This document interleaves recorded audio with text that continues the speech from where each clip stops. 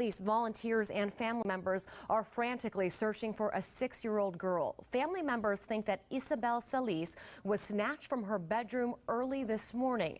It happened at a home on East 12th Street, that is near Broadway and Craycroft. 6-year-old Isabel Mercedes Celis was gone, missing. Her parents called police shortly after 8 this morning. 911, what's your emergency? I want to report a missing person, my little girl who's 6 years old. I believe she was abducted from our house. What's the address? Okay, stay on the line for Tucson Police. I will.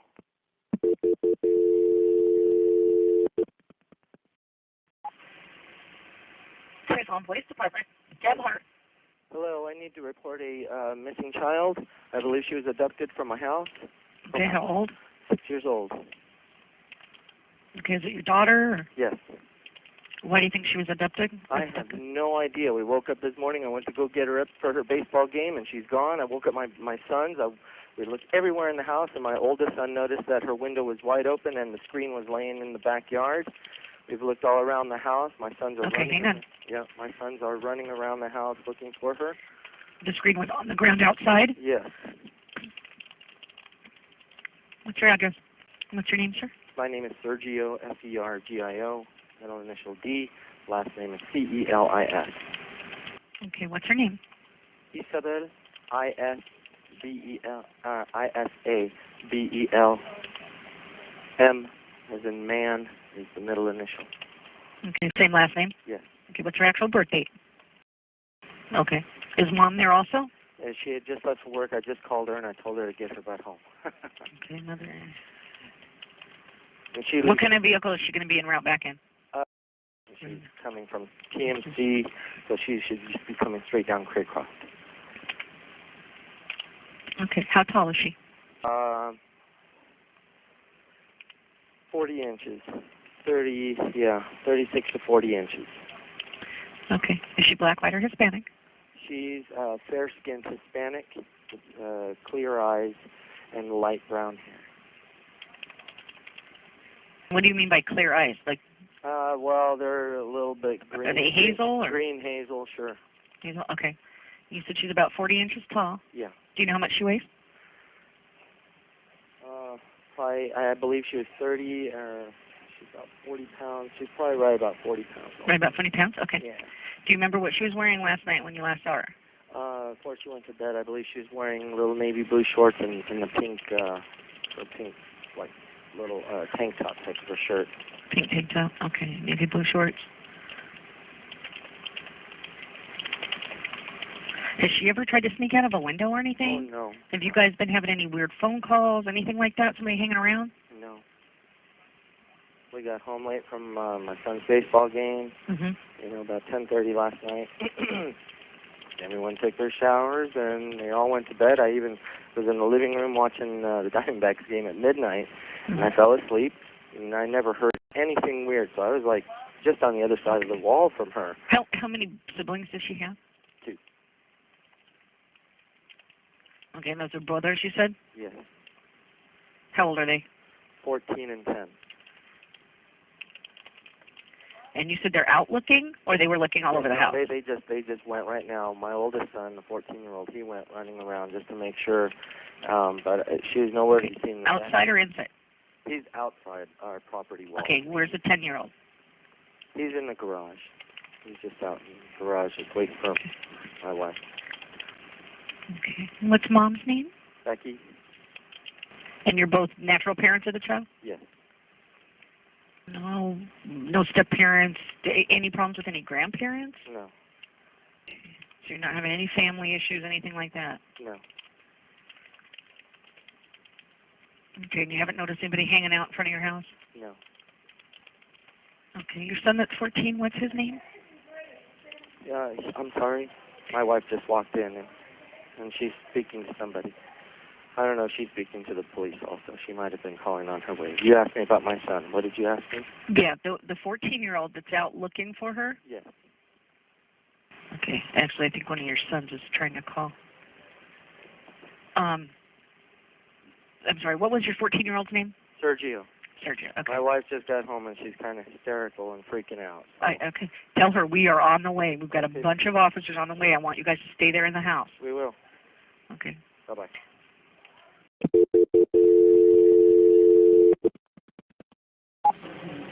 Tucson Police, Figueroa.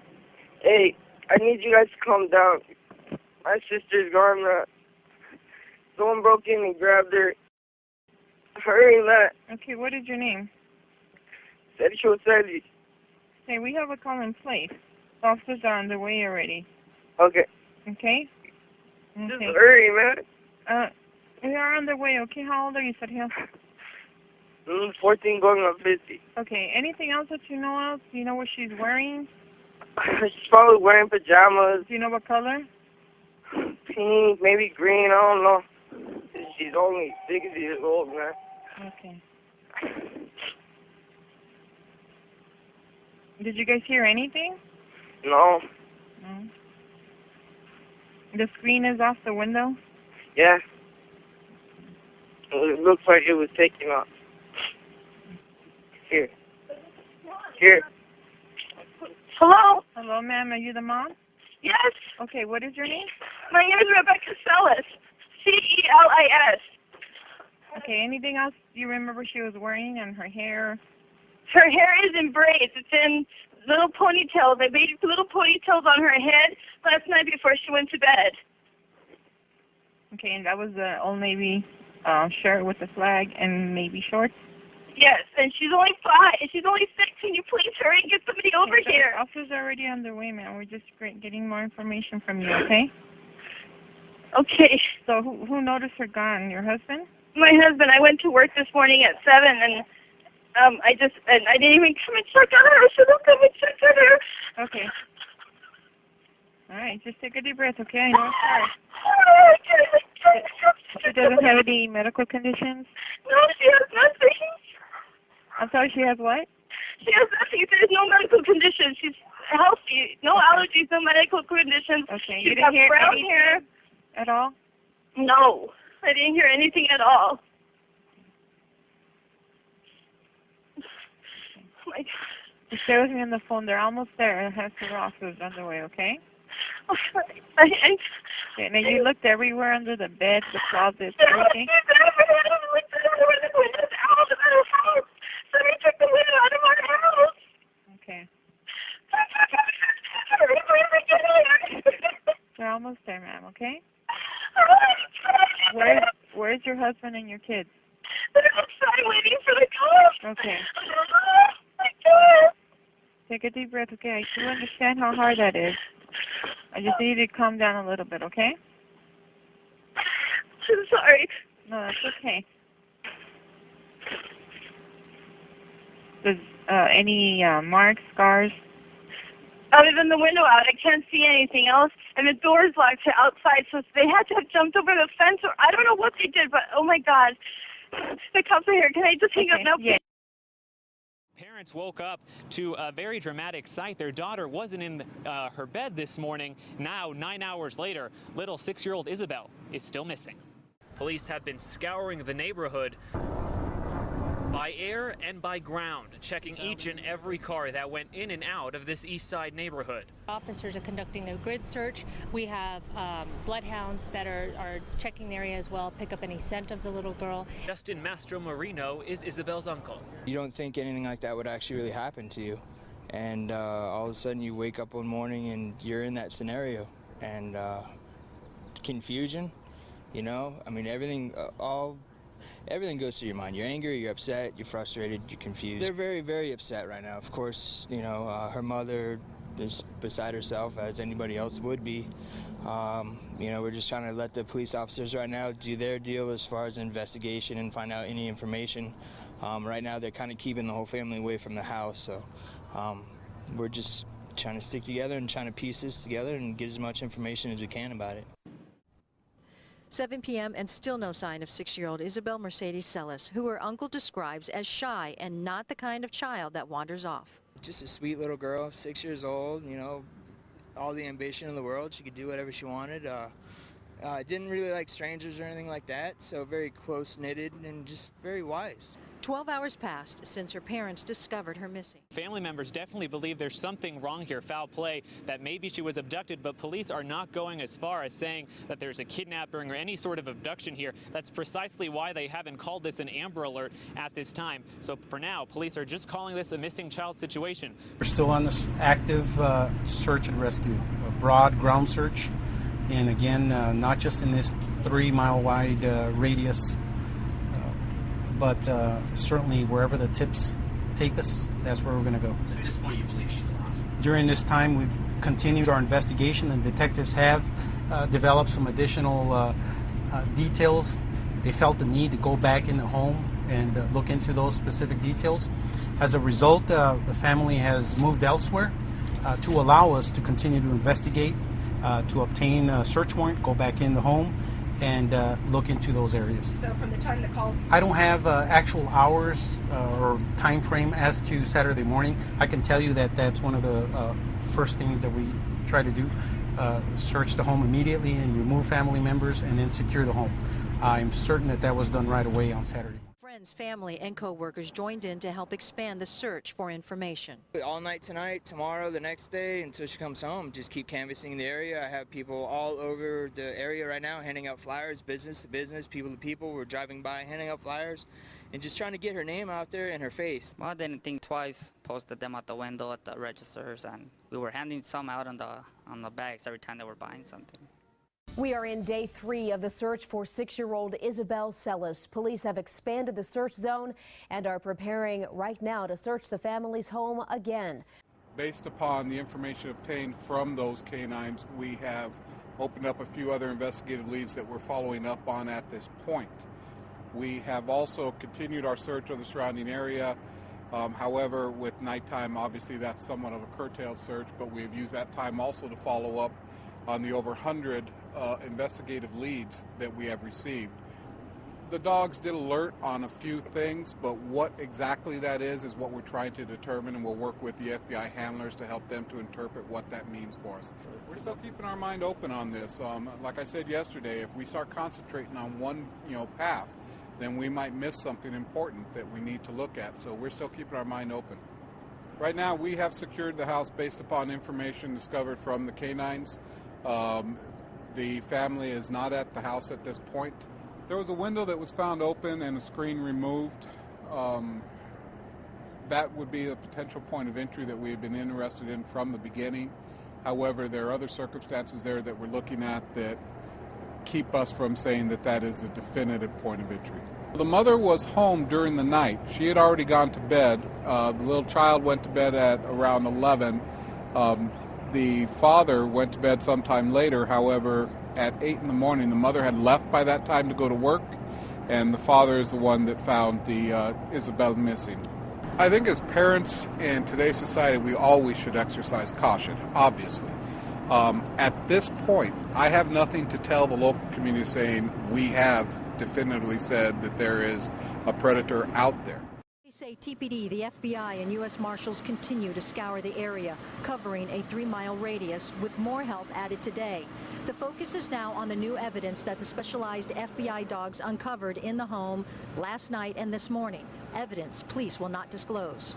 Canine units that came in last night. We also have been on the phone and discussing with the FBI's behavioral analysis unit, who does work in these type of scenarios and provides insight on what to look for on an individual, and we're discussing that with them, and this possibility we may ask for their assistance in a more up-close fashion.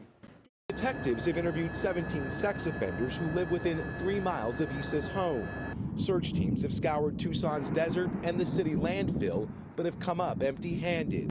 In a statement, Isabel's parents, who also call their daughter Issa, thanked all those who have searched for the missing first grader, adding, quote, "We are cooperating fully with authorities and are focused only on her safe return." Investigators now call the home a crime scene. Because of something that an FBI dog picked up in the home. You can see them searching this home right now.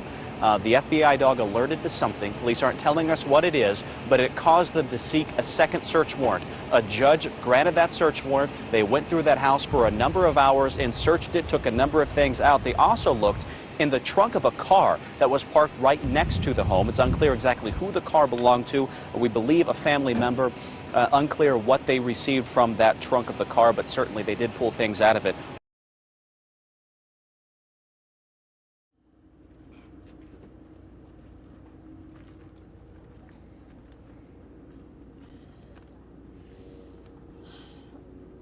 Hi, we just wanted to let you guys know we have tremendous gratitude toward Detective Sabori and his elite team, our community and the Little League community and the TMC family crew, and the millions of people around the world who continue to pray and volunteer their time and effort and endless efforts in finding Isabel. We do not want you to focus, or we don't want the focus to be taken off Isabel by us being in front of the cameras or by the media. We are here today to plea for our safe return of our baby girl Isabel. We are cooperating to the fullest extent with the investigation. We are increasing the reward. Just please, to the person or persons who have Isabel, tell us your demands. Tell us what you want. We will do anything for her. We're looking for you, Isa. We love you, and we miss you so much. And we will never give up. We will never give up looking for you. Thank you. Thank you. Isabel was last seen in public exactly 1 week ago at Freedom Park on 29th between Craycroft and Swan. Just a few miles from her home, watching her brother's baseball game. Isabel was playing by our dugout, you know. Our game was over. We left the park close to 10 o'clock. Everybody left about the same time. Isabel had a game the following morning, you know, so I know they probably went and put her right to bed. We don't know if somebody followed them home from the park Friday night. We don't know if it's somebody they know. Important thing to note is that many parents go to these events and they take their own cameras, they take their own video cameras. If they did, we're asking them to make that known to us so we could evaluate that video. Other members of Isabel Celis' family live close to her home. We talked to a family member who was not comfortable speaking on camera, but told us they had a family gathering and a small service with a priest from the family church, something to strengthen their faith as the long search drags on. KGO 9 News has obtained this floor plan of the family house. Now, Tucson police are not disclosing the precise location of Isabel's bedroom, but based on conversations with a neighbor who tells us she heard suspicious noises early that morning, we believe the bedroom is in this part of the house right here. Now, this is a fairly large house, about 3,800 square feet, and look at the distance from that bedroom to the master bedroom on the far corner of the house. Earlier today, TPD bicycle officers checked part of Pantano Wash. Yesterday, police checked the waters of Lakeside Park, not because of a specific lead, but simply because that was part of a thorough neighborhood search. We're continuing our investigation here with our detectives working closely with detectives from the Pima County Sheriff's Department. It's continue with the exhaustive process of poring over information that we've developed, and mostly verifying some of the statements that were given to us and continuing on in that respect. I actually met with a family yesterday afternoon at about, I would say, probably 3 p.m. We also discussed a lot of the requests for interviews. I indicated yesterday probably 2 pages worth of news organizations that are interested in speaking with him. That was provided to them, and they have it. And we're waiting to hear from them as to how they want to proceed with that respect. They continue to cooperate with us, cooperate with the investigation, and we are in frequent contact, whether it's in person or phone contact, that sort of thing. We passed along that information to them. We passed along those requests. We've offered our services in facilitating those interview requests. Whatever we can do, we pass it along. We said all along that we think that it's important to keep the investigation in the forefront, to keep tips coming in. So we made that known. Whether they choose to do that or not, I've said all along that's entirely up to them. And we've offered our services and we're waiting to hear from them. Escorted separately by investigators, Sergio and Becky Celis walked detectives through their home, reenacting what took place in the hours before their daughter disappeared. The Celis family says Isabel was kidnapped, but police have labeled the case a suspicious disappearance. Though Isabel's window was found open, the screen pushed aside, the family home is surrounded by a 5-foot wall. Dogs were both inside and outside the house when the first grader vanished. Both parents have taken polygraph tests. There may be some other people that we asked to do the tests, but we never talk about the results of that. The police chief says the family is fully cooperating. Investigators talk to Isabel's parents every day. We look at everyone to include the family. It's not that we are saying the family is responsible, but we're also not saying the family is completely clear. Everyone's a suspect till we find out otherwise. This is our first chance to really get to know a little bit about your daughter, Isabel. What do you want to tell us, Becky, about your girl? She is a girly girl, and she loves to get her makeup on and paint her nails, do your nails, do my nails, do her hair. She loves to she loves to go out and play with her brothers, play hard in the dirt, and then come back in and get herself all girled up again. She's very caring. She loving little girl, loves to come and give mom and dad hugs all the time. Tell us we love her, or that she loves us. Beautiful baby girl. Yeah, we can see from the videotape just so full of life. And Sergio, I'm wondering, you know, we just saw from the videotape, you were asked to reenact the hours before Isabel disappeared. What do you remember about the last time you saw her, Sergio? Just that sweet little face. Just that sweet little face. She had just gotten her hair done. It was just before she went to bed. She had a baseball game early in the next morning, and Becky braided her hair up, and so she was going to be ready for early morning. And I was asking her if she was hungry, and she just had that little sleepy look as she was walking by, and she's just saying, "No, Daddy, I'm tired." And she's just walking by, and she is so full of life, and she is just so wonderful. And we do miss her so much, and her brothers miss her so much. Julian said he'll love her so much, and we just need everyone out there, everyone, just to keep praying for her. Keep your eyes out. As you know, anytime there is a case of a missing child, the parents and family come under scrutiny. Becky, what do you want to tell us about how intense that scrutiny is now? Has it lessened? Is it still as intense? And how do you feel about it?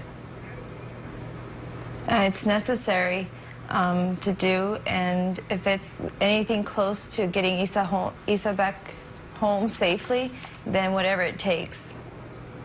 It's nothing we can't handle. We want her back, so whatever it takes to get her back, we will do.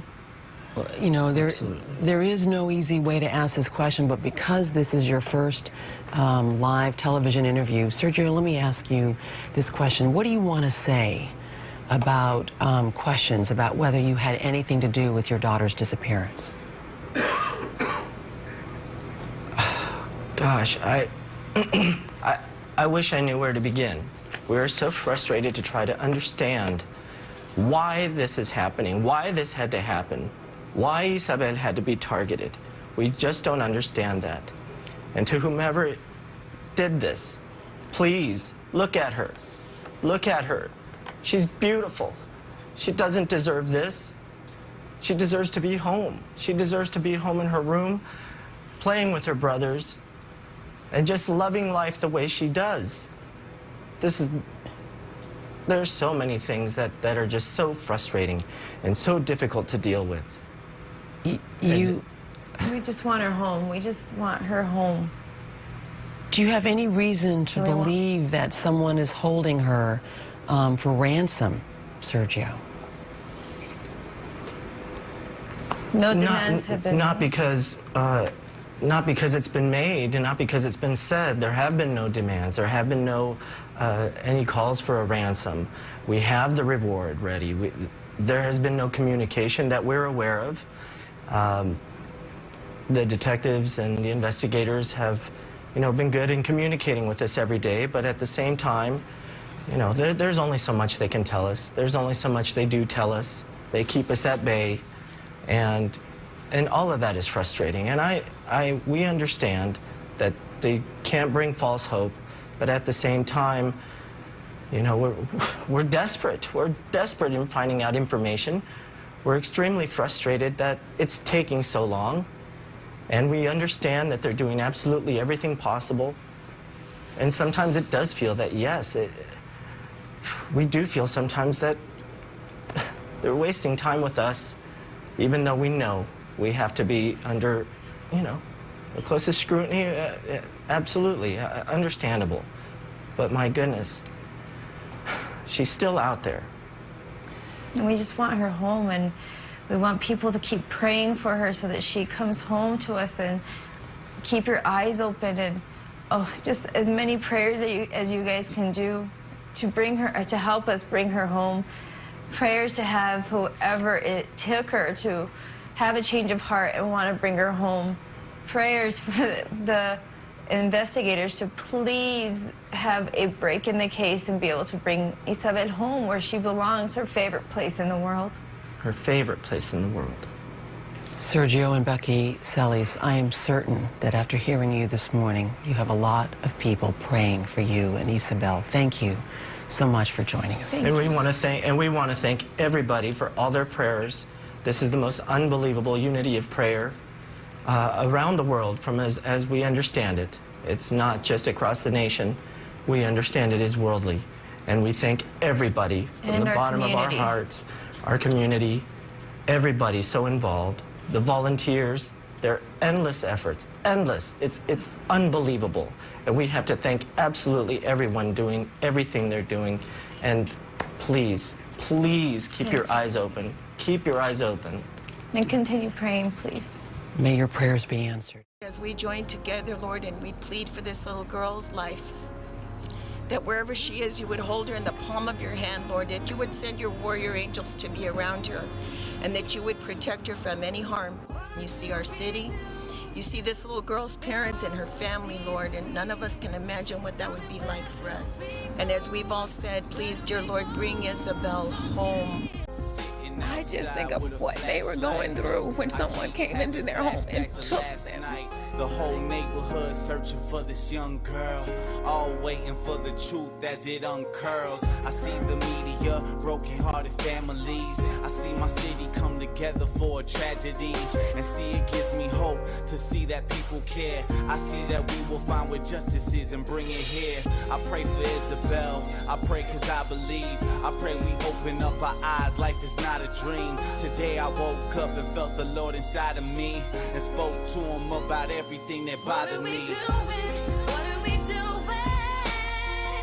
We gotta get Isabel home safe. What are we waiting? What are we waiting for? And we ain't got no time to wait. Several media outlets have consulted forensic psychologists who have been watching your appearances, who have been watching what you say, body language, etc. Their conclusion is you're not telling us everything you know. Do you know where Isabel is? No, No. we don't. We don't, and I'm sorry that we're not as, I don't know what they're expecting from us. If you know how we're supposed to be acting, please let us know, because right now our heart is breaking all the time. I don't want to be in front of the camera. We don't want to be right here. So this is not, I don't understand what they're expecting from us, but that's why we're not. How to behave. How to behave. Because for me, we break down every night. Sorry that we're not breaking down in front of you guys every 5 seconds. I am very private. I'm not one to show my my feelings in front of people. I cry by myself. I break down by myself. I don't even break down in front of my kids and my husband. That is my thing, my private. And I'm sorry, that's just the way I am. Do you know who may have her? Are there any suspects, if you will, in your minds?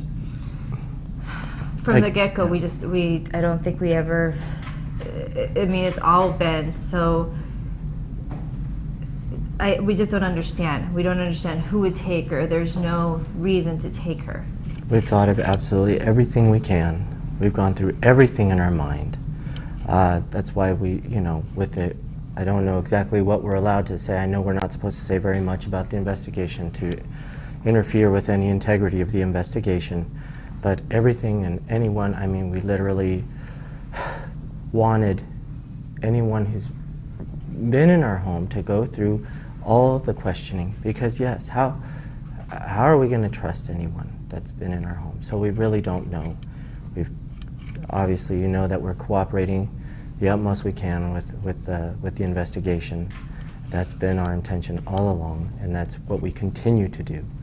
Do you Here we are with you have anyone that you would perceive as an enemy? Anybody that would hold a grudge against you for any reason? No. No, that's the whole problem, is that we don't understand why or how we made Isabel a target, because Right. we're her parents, so we're like, what did we do? How did we make her the target? And this is a nightly, daily, hour thing that we're like constantly thinking, why is it Isabel? And we don't know. We go through our heads and who's been in our house, and like we just said, for us, we wanted everybody and anybody who's been around Isabel and in our house to be questioned to the utmost the way we were, just so that... To be held under the same scrutiny as us. Because we don't know. And we're going round and round and round, and yes, it's extremely frustrating. It's extremely frustrating not having her back. It's extremely frustrating even with the police department. We share the same frustrations. We express our frustrations with them about the investigation and everything, and they share them right back. The polygraph tests, how many have you taken, and what kinds of questions were you asked? We're not allowed to discuss any of that. Those specifics. Because of the investigation. Sorry. From early on, very early on, there's been talk of ransom. You mentioned it right out of the gate. That you were prepared to pay a ransom if need be, and that there is money for a ransom. And some in the professional quarters, and including these forensic psychologists I talked about earlier, say that's pretty unusual for a family of normal means to be talking about ransom like that. What can you say to them about that? For the most part, I'm sorry. I was just going to say, I think that they misunderstood what we were talking about, but go ahead. I wanted to be clear. It was that nothing had been mentioned. There was no, I wanted, if there were demands, please let us know something. Let us know something. Why is this happening? What is the reason behind it? And the fact that nothing has been mentioned about that, that's why we're even reaching for that. It's like they're not even mentioning anything as far as reward or anything like that. And even the reward money when we first saw it, I mean, 88 Crime put up their reward, and to this day, everything, as far as we know, is an anonymous donation into that reward fund. Can you tell us how much money might be available if ransom ever had to be paid, just hypothetically? Not out of us? Out of us. Nothing. Nothing. Nothing. Nothing. I mean, I guess our cars, I guess we could get rid of our cars and have to and start getting rid of our assets. That's the only way. That's all we have. The focus has been on Isabel, and rightfully so, for the last 2 weeks. What we haven't heard a whole lot about is your other 2 children. How are they holding up through this entire process? Because it's just incredibly difficult. I can't even imagine. The boys are hanging on, but it's wearing on them. It's on a date. The youngest one is breaking down more, crying more. My oldest is a little stronger. I think he kind of goes on how I am, and I think he hides it more and does his crying on his own. But they're both being so strong, but it's wearing on. It's taking its toll. It is wearing them down. You can see it in their faces. And it's a lot of quiet cuddle time with them and holding them, Lots. reassurance, and think the first couple nights. it's wonderful to see when they smile, but it takes the smallest thing, and they come right up and hold, and hold on tight, and we hold right back, and we know it is starting to wear them down, and we did even have intentions of possibly getting them back into school this week, but obviously no, and I'm hoping next week we will obviously start slow. We will set some boundaries, with school and talk to the school. But really, we're leaving it up to them. They each have gone back and played one game with their little league teams. I know it was hard for them, but they did need that source of support that they have with their teams. And even saying that when Julian went back to his game, I was there coaching it. And it was extremely difficult. And I know we want it. It's part of the healing of trying to get back into there, and it's also, I think, giving us a sense of where they're at as far as getting back into school. They only have so much time left with school. We do want them back in there, but at the same time, we are noticing it is taking its toll on them, and it's wearing them down even more. People are wondering why you haven't been out in front publicly in the search for your daughter. Honestly, this is not where we want to be. I am not comfortable here. I am not comfortable in front of the camera. This is just not, I don't like this at all. Neither one of us. And so the first week, honestly, all I wanted to do was just hide and cry. I didn't want to be in front of you guys, and maybe that's where we were supposed to be, but I couldn't. I can't. I didn't want to. I wanted to be sitting in my room crying, and it was hard enough to be with my kids and my family, much less come and talk to you guys. So I'm sorry if we did this wrong and we were supposed to be out here, but that wasn't that wasn't where I needed to be.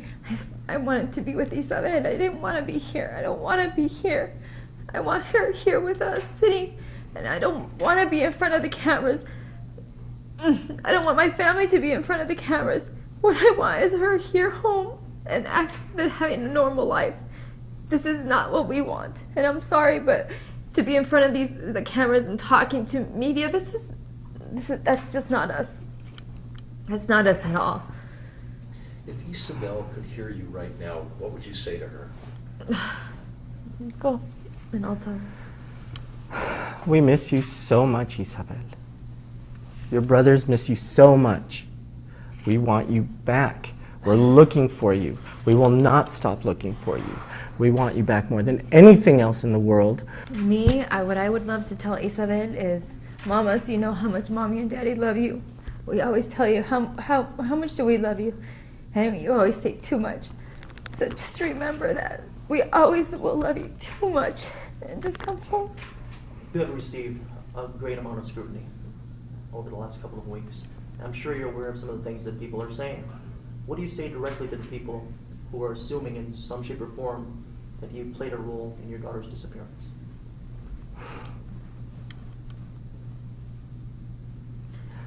Nothing. I mean, I really don't know what to answer to that, because other than you're wrong, and I can't say too much. Again, I'm afraid of saying anything as far as the investigative, but point blank, I guess that's the best answer I can come up with.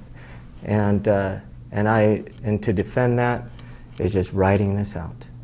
Is writing it out. We don't have anything to hide, so Nothing. Go for it. Say what you want to say, but in the end, we are confident we had nothing to do with it, and go ahead, go for it. And the people who know us, who have known us as a family, know us and know that we have nothing to do with this. And for everybody else, you know, people will accuse as much as they want. Go for it. Go right ahead. We are strong enough to take it, and there's nothing that you're going to find on us. And go for it. And at the end of the day, Isabel will be home, and we'll know who did this. And that's all I'm waiting for. Absolutely. That's all we're waiting for. We're just waiting for Isabel to come home safe, no matter what it takes. So You know, what we want is for the public to go out there, keep praying for us, praying for Isabel to come home. The amount of prayers that are coming in is amazing to me. Amazing. The efforts that people are having for Isabel, it to me is just amazing. And right there, that's where the concentration needs to be. The concentration needs to be getting Isabel's face out there, praying for Isabel to come home. And in the end, all these questions that we have will be answered of who did this and why they did it. But for right now, our concentration as a family is bringing Isabel home and having everybody get her picture out there, keep praying for Isabel, and that's it. And if they need to scrutinize us, well, then if that's what they need to waste their time on, we can't help that. Yeah. What our concentration is for you guys to get Isabel's picture out there, face out there, get her out there and keep praying and have the community keep praying. The world is praying. We've gotten people from France and Italy and Egypt. China. It's amazing. And to me, that's what's going to bring Isabel home. All those prayers, that's what's going to Isabel home.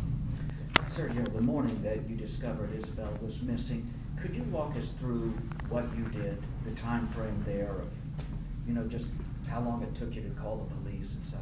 I would very much like to. I just don't know if I'm allowed to speak about those specifics, again, for integrity of the investigation. And, I will tell you time frame within 10 minutes of not seeing her and doing the quickness that we did with my sons of running around and screaming after her, 911 was called. And you may not be able to answer this question, but do you believe she was taken out the window? I will say initially, but then after, more investigating, and I don't want to go too far about that, I'm just not sure anymore. And that's as far as I think I should probably speak about that. Do you believe that Tucson police should have eliminated you as possible suspects by this time? They have to do the whatever they have to do to find Isabel. So I would love to say that they should be done already, but whatever they need to do, go for it. Yes. I mean, to answer the question truthfully, yes, absolutely. However, we understand they got to cover absolutely everything, and that's where we are. Isabel's window is right on the other side of this wall. It's about 40-50 feet from the street, and my bedroom is directly across from hers. It's going to be right over this wall right here. It's Isabel's room. Saturday I got woken up by my dogs. They were barking their heads off, and I noticed two male voices outside my bedroom window. It was really early and I wanted to know what time it was, so I checked my cell phone real quick to see what time it was. It's 28. And I also noticed their dogs were just going crazy too. I didn't really think anything of it because it was light outside. I thought maybe someone was going for a walk, having a little conversation. I did notice that it was multiple male voices, but again, I went right back to bed because I just didn't think it was that odd. And then I got woken up at 8 o'clock by her uncle and a police officer telling me that she was missing. 20 days and $1 million. With 20 investigators and 30 support personnel on the case, police still have very little information. Some of that information is still tentative and it's being confirmed. Some of that information is more confirmed information. But again, just because of the possibility of affecting our investigation negatively, we have to keep that stuff close to the cuff.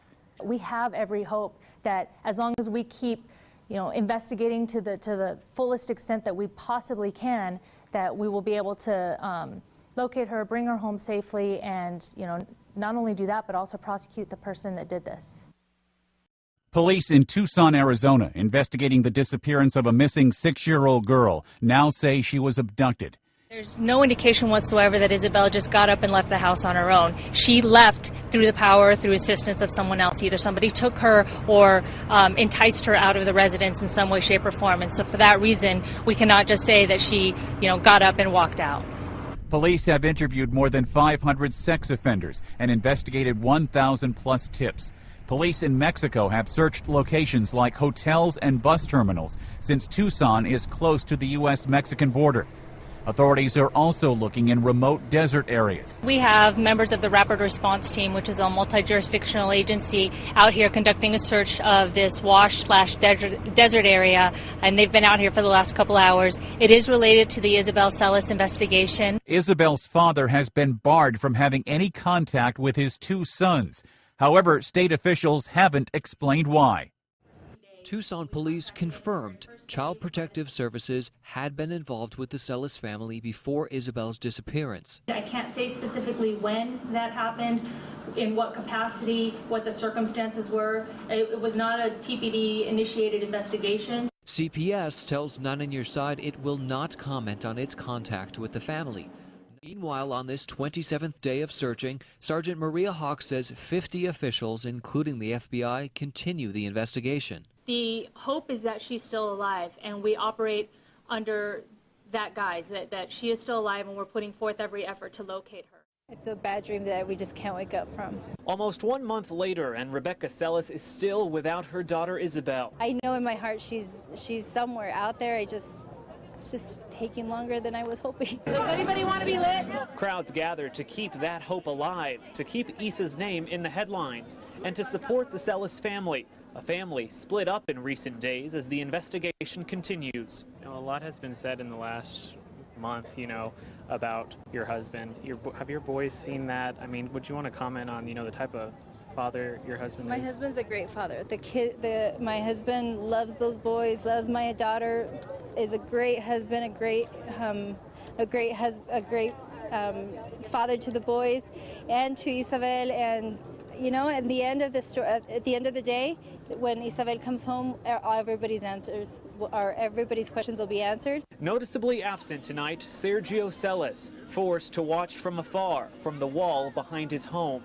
Would he like to be here tonight? Oh my gosh, yes. Yeah. But my son wants to be out here, so it was one or the other. So my son's coming out here instead. And Sergio's sister spoke on behalf of her brother. We ask that you please maintain compassion and understanding for the entire Celis family. Rebecca led tonight's candlelight walk along with one of her sons. Crowds of volunteers lit candles and followed along, everyone clinging on to hope and prayer. We ask that you please have mercy on both our daughter and our family. Now investigators have released nearly 600 pages of documents revealing some of the evidence that could be crucial to solving the case. In Isabel's bedroom, one investigator found appears to be blood on the floor.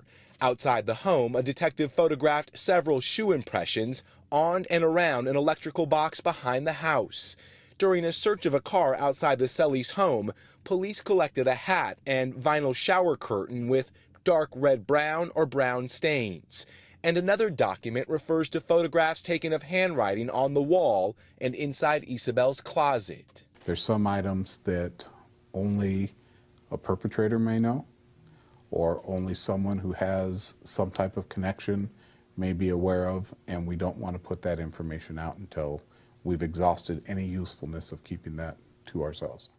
Police also confirmed Sergio Celis made an agreement with Child Protective Services to stay away from his sons, but both parents continued to cooperate with authorities. This is a Mother's Day no woman would ever want to experience, and Rebecca's mixed emotions are hard to hide. I'm very happy I have my two boys, but I'm sad because I can't really celebrate without Isabel here. Longing for her to come around the corner, that's what is hard, but that's every day. It's nothing different today or yesterday. It's just walking in and expecting her to come around the corner. The Isabel Celis volunteers aren't at Keno Stadium to cheer on the Padres, and Isa's mother isn't here enjoying the game. It's been 2 months since Becky Celis last saw her daughter, and she's still working to bring her home. It's horrible. I want her home, and it's hard to not know what's going on with her, where she's at. Where is Isabel Celis? 2 months after she was first reported missing, that is the painful question still without an answer. What is your message to people watching tonight? Not to forget. I feel it in my heart that she's out there somewhere. We just have to make the right person see her to bring her home. tried to, envision everything the way she is always there, at her birthday. Just totally happy, running around, dancing around. It's been more than 4 months since Isabel disappeared. And her birthday, of all days, makes things even tougher. Today's just been, it's hard. We got flowers from family and friends, and they were all really sweet, but it's just really hard to want to celebrate when she's not here. So tonight, not so much a celebration as it is a remembrance. Really hard. I've been really missing her, and every night when we do the rosary, I just pray to God to please help us find her, and it's been really hard. I always pray that I will even see her in my sleep. I always dream about her, just to have the blessing of even seeing her in my sleep. Mainly I pray that she comes home quickly and safely on the next day so that we don't have to live another day of this nightmare. It's been over 6 months, but the search for missing 7-year-old Isabel Celis continues. These are all the files contained for the Isabel Celis investigation. Today, Isabel's father, Sergio Celis, put up missing persons posters of his little girl, while family and friends ran a car wash, raising awareness and funds for the missing 7-year-old. And all we can do is hope that they are really following up on something great, something that'll lead them to it. And you mentioned hope. Where is your level of hope right now? Well, it's still there. It's higher than it's ever been. Sergio tells 9 on Your Side when it comes to the investigation, he wishes there was more transparency. Unfortunately, they kind of keep us in the dark about a lot of things, to keep things safe and to only let us know so much. The Celis family hired private investigators that continue to work on the case. We just feel that she is coming home. More than 16 months have passed since Isabel Celis' abduction, and today marks the passing of 2 birthdays. Isabel turns 8 years old. Polka dots speckle the wall, stuffed animals, toys, and letters litter her bed. There are unopened presents from Christmas and her birthday. And little things like if we went to the store, the boys saw something, they'll get it and they'll put it in there. Rather than remember her birthday than the horrible day. That day's just an ugly day. And the nearly 500 days since? There are times that it's just even that much more hard. Seeing little girls that are approximately her age, it's wrenching. Can't be broken down, weak, and crying, and barely able to make it through the day. We can't be like that when Isa comes home. We have to be strong. Let this be the day.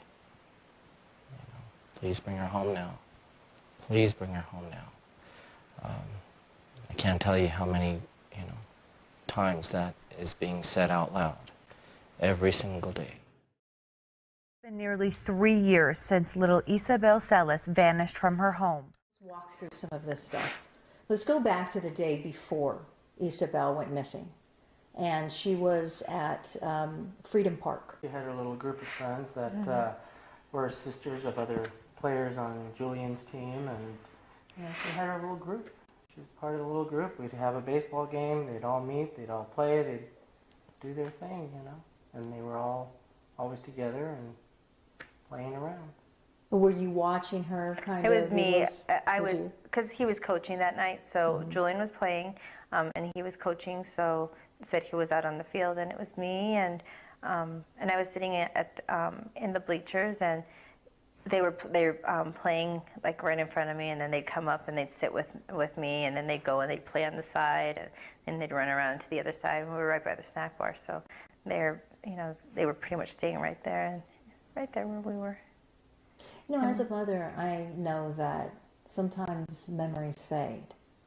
Because this has happened, are your memories just as clear as of the day that it happened? For like everything that that happened before and for that day, yeah, because those are like, I don't know if it's because it's the last day that we saw her or I saw her, and so yeah, I mean it's very vivid on like especially that night, her playing, and because I totally remember she fell and she kind of hit her I think she hit her knee or something. I can't, that like little things like that I can't, but she came crying and she was like that she had hurt herself, and I'm like, okay, well how about let's stop playing so harsh and hard, and how about you guys come and sit down for a little bit and watch the game. And so they sat down and watched the game with us with me for a little bit, and a little bit, meaning like 5 minutes, and then they were out, up and about, and we're like, okay, they were ready to go play again. So like that, I remember that very clearly in my head, her coming up to me, and the other two little girls coming up and sitting there with me, and they were all three sitting there, and then they continued to play, and then the game was over, and Sergio said, well, I'm going to go get some sandwiches, and I said, well, I'm going to take Isa home so she can get her showers done and get her hair done before it gets too late. And so. And how was she when she came home? Tired. So the first. What thing, time was it? It's probably, we were just talking about it, probably about 10, somewhere in there. I mean, the game probably ended about 10, so whatever it took me to get here, so 10:15, somewhere in there. And then she went into her. We went first into her room, and we got all her baseball stuff because she had a baseball game the next morning. And so I pulled out her pants. We had her pants and her shirt, and she has a rocking chair, so we kind of like had it all set. Her shirt was on top, and then her pants, and then her shoes and her socks. Like I had it all, like all right there. And then she grabbed her clothes, and then I said, all right, we'll go take your shower. And so she went to go take her shower, and like always, she took forever and hung out in there. And then she came back out, and I combed her hair, and then she started getting sleepy. She started getting tired, and one of the other things, she was like, Mom, do it like I told you. Don't do it like you want, like I told you. And I'm like, okay. And so she had picked out the color rubber bands that she wanted, and I'm like, okay, I got it. And she goes, but do it like I'm telling you, Mom. I'm like, I know, okay. And so she wanted to make sure I didn't veer from what she wanted me to do. Oh, she's Daddy's girl. I was just the girl who, did nails and did hair, but like when she wanted to be spoiled, it was not, she didn't go to me, she went to him, always. One thing that just, constantly really stands out in my mind the most. I mean, yes, whenever took the boys to do it, going to the park, whatever we were going to do, sure enough, she's coming along, and I would always remember Julian saying, really, Dad, can't it just be us? I'm like, Isa's coming with us or we're not going. Okay. Because I know they like, whenever we did sports, for me to really be involved and do everything that we do with them playing hard. And when Isa's with us, then, my priorities are kind of there, and it's just not as, fully playing to the potential that we can.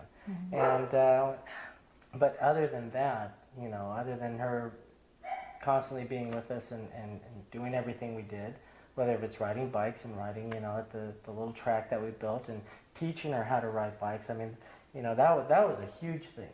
When we took her to the park, and Sergio and Julian were kind of around her, and I was running with her, and she's in the park, and she's learning how to ride her bike, and to have us all there when she did that, that was just that was huge. Or taking her swimming and teaching her how to swim, and just jumping off the diving board. Fear, and jumping off the diving board, and doing everything she did, just all those things, whatever it was, even the jump roping, because Julian's such a nitpicky jump roper. I mean, teaching her, just the way her brothers would be with her, and making sure that she was just like learning the fundamentals, of her athletic, abilities. And she didn't want to be left behind. She was going to be with the boys always. She's going to be at that level, at her age, but at that level. So, as a father, did she have you wrapped around her finger? Who was the disciplinarian here? Me. Yeah, we both kind of were. She didn't like me to have to discipline her. And that's when she'd get all like, come on, and like, you're not supposed to be that person, you know what I mean? But, had to be that way, Wasn't just always easy, but but when she was sick, I mean, that was the biggest deal, staying home with her. It wasn't me. And she didn't ask me. And taking care of her and doing all the things they needed to do when she didn't feel well. And the last time she was sick, and that's the one that's going to stick out the most. Just watching Mamma Mia 3 times in a row, and her singing along because we had the words up on the screen, and singing along. Me singing it to her, singing Dancing Queen for her, and just getting her going, and then saying to her, I thought you were sick. Getting back on the bed as opposed to standing up and dancing on it. You know, I work in the ER, so in her mind, it was, my mom gives popsicles to everybody. So in her mind, my job involved giving popsicles to kids. That's it. Like, I'd ask her, what does mommy do? She gives popsicles to kids. All right. As a nurse, that's what I'm in her mind. And I think it was more like we'd have our girl time. So like Sergio would, at that point, they had gone to the kids, or the boys and Sergio were doing operas, a couple operas together, and the boys were coming out in the Arizona Opera too. And so they'd have to go to Phoenix, just the boys, and so we would be like, it's girl time, it's the girl night. And so we would do our nails, we would do the facial stuff, and then we'd have pizza, and she'd get to pick the movie, and we'd sit on my bed, and we'd have movie, pizza, and our faces with green stuff all over it. And all right, let's talk about that night then. Now she was put to bed, right? You put her to bed? Actually, I was already in bed, and her and I, like I said, I did her hair, and she said, she was like just kind of falling asleep, and I'm like, all right, Mama, it's time to go to bed. She said, give me a kiss, and so she gave me a kiss and hug, and then she walked out of my room, and she came and she said goodnight to the boys, and she went into her room, and that's the last time I saw her. She didn't come back to me. And I was out here, the boys were watching TV, eating, and when she came walking by the counter there, she just had that little sleepy look, and I'm like, did you want a little bit of the EGs? And she's like, no, I'm tired, I'm going to bed. So, and that was the last time said goodnight, that you saw her? Yeah, said goodnight, and said goodnight. She went in, and that's that. And then we stayed out here for a little longer. We were watching Dumb and Dumber, and it got over right at midnight, because that's when I was looking at the menu, and I saw that the game was on, the replay of the D-backs, and so started watching that, and Julian's, arguing with me to stay up later and later. I said, no, I'm just going to watch this for a little while. You guys go to bed. We all got to wake up early. He says, got a really early game. Just go to bed. I said, I'm just going to watch this for a little bit. I'm not going to watch the whole thing. And that's true, because I fell asleep watching the game, and that's that. And then woke up and looked at that clock on the cable box, and it was about 5-ish, and turned the TV off, and everything's quiet, and I just went off to our bedroom. Maybe it's because it was a traumatic thing that there is, like the details of all that, they don't go away. Like the police coming and all the crud that went afterwards when everybody got here, that stuff is not as vivid, but from like her going to bed, me getting up in the morning and getting up to go take a shower, go to work, being at work, getting the phone call, all those things, those are very vivid in my mind. Getting here, going through that whole horrible thing, and then when everybody and their mother started getting here, the police and everybody and all that, from there on out, that's more blurry. But the last things that we did, when I saw Isa, the last things I did with Isa, and everything leading up to that is very, very clear. And I think because it was because of what happened, I don't think you ever forget those very fine details. What do you think happened? Nothing more than what has happened. Someone took her, she is gone. That's exactly what I think happened. You had a private investigator for how long now, or do you still have? They're still on the case, and your private investigator though hasn't found Isabel or any leads. Everything they find, they have to turn over, and they can only go so far because of the legalities of things. So everything that they had and found, they gave to some police. So they did find a lot, and they did find a lot, and they continue to do a lot more investigating. We cannot tell you what that information and how it was dealt with. Can you say whether I feel they crumbled it up and threw it away, because how is it that we're giving you really pertinent information and nothing has come from it? Because something should have come from a lot of the stuff that we gave them. Not to mention the surveillance cameras that are in this alley back here. That when we were trying to figure out what's going on, to later find out that it had all been snubbed out. Now why? Somebody said that the company sold the surveillance camera videos to the lady that does her show on CNN channel or CNBC, the lawyer, Grace, whatever. Yeah. Great. Anyway, somebody said that because they did something with that video and sold it, that the police can't do anything with it. And they were more than willing to go through the video because they're technicians. They know what they're doing with their equipment, and they could have fast forwarded everything those 12 hours surrounding from midnight till 8 in the morning. You know, and it's almost, it's 5 seconds in. Oh, okay. And, Sorry. And Wait, because it's gonna. Sorry. you know, so there are a lot of really strange little aspects about this investigation that I just completely blown away at. You know, and you know, this is finding my little girl. You know, even Becky has said it. We don't care. We don't care about who they're going to put behind bars. We want our daughter back, you know? And they're so, you know, the investigation is so fine-lined about, you know, obviously not crossing, you know, the line a little bit, because then they can't put someone behind bars, or this case can be thrown out. Get us our little girl back. If you get her back, you're going to have the biggest case, and you can close it. It's hard to imagine 3 years older now. How do you picture her, like do you picture her like what she would look like now? It's not really, so like her friend that she would play with, we see her, you know, often, and so we watch her and my other friend of mine that her daughter's right about the same age, 6 or 7 months younger, and I look at them and how much they've changed in the last 3 years, and both of us, I think. And then we think, okay, well, they haven't changed that much. Maybe they're a little taller and they've lost their teeth, but they still look the same.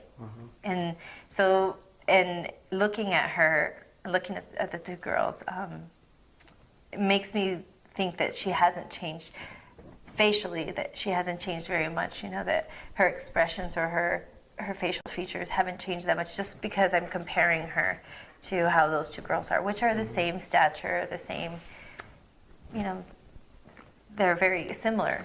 I've interviewed you both of you guys a couple of times. And each time I've asked you for adjectives, you know, and where you are.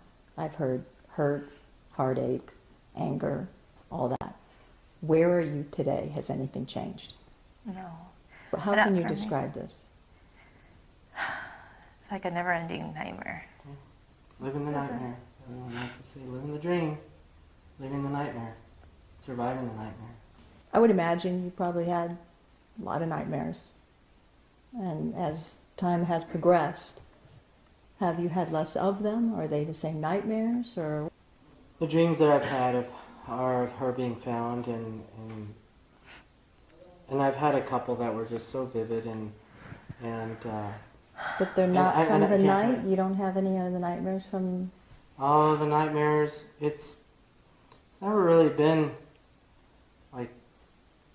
like a nightmare, waking up and having a bad dream, because it's more having a good dream and waking up to the nightmare. The nightmare is right here. The nightmare is not when we're asleep. It took forever just to get to normal sleep, just because you didn't want to sleep. It was just too hard to. And but no, and especially the dreams that I've had where we have found her, where she is with us, and wake up and it's like, no, that was only a dream. Do you feel, though, that there's still some accusatory fingers pointed at you? It's always going to be. I mean, that's life. That's nature of human. You know, human nature is. What do you want the public to know? What do you want to say? Just thank you. Thank you for so much support these past 3 years, especially in the beginning. Thank you for all the multimedia and everything that's out there, you know, helping us. Stay out there, keeping Isabel out there, doing the best you can to keep, you know, Forefront still out there. may not be the headlining story anymore, but still being out there. I mean, there isn't enough thank yous for everything that the community has done, as well as multimedia and everything that's involved with that. Facebook, everything, everyone that wants to post. Even if it's negative, fine, there's still something out there. It's still being talked about. Okay, say that. So positive or negative, the fact that it's, you know, something worth mentioning whatever their thoughts may be, but having her picture out there, remembering and having a thought about it, having a prayer about it. More than thank you, and keep it, and don't lose hope. Don't ever lose hope. We'll never lose hope. We're never going to stop looking and praying, and one day, hopefully God will answer our prayer and bring her home. Everyone, my name is Chris Magnus. I'm the chief of the Tucson Police Department. I have with me several members of my staff, including Deputy Chief Chad Kazmar. We've asked you all here today to give you an update on an investigation that is well known not only to the Tucson community, but frankly to communities across the country. In April of 2012, 6-year-old Isabel Celis went missing from her East Side home. The Tucson Police Department has actively reviewed and followed up on over 2,200 leads in this case from the day that Isabel was first reported missing. Now, earlier this month, human remains were uncovered from a remote area in Pima County. A portion of those remains were sent to an out-of-state lab. It's an independent lab for DNA analysis. And unfortunately, the results of this DNA analysis did confirm that the remains were those of Isabel Celis. The middle of the desert, to that remote area near Trico Road and Avra Valley Road. Not too far from where the dirt road forks, law enforcement found human remains under a mesquite tree.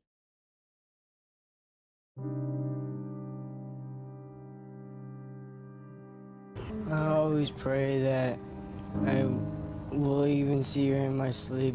I always dream about her, just to have the blessing of even seeing her in my sleep. The family has released this statement through the Tucson Medical Center saying, quote, "We want to thank the community for the support they have continued to show for Isa over the years and for refusing to give up hope. Now is our time to mourn."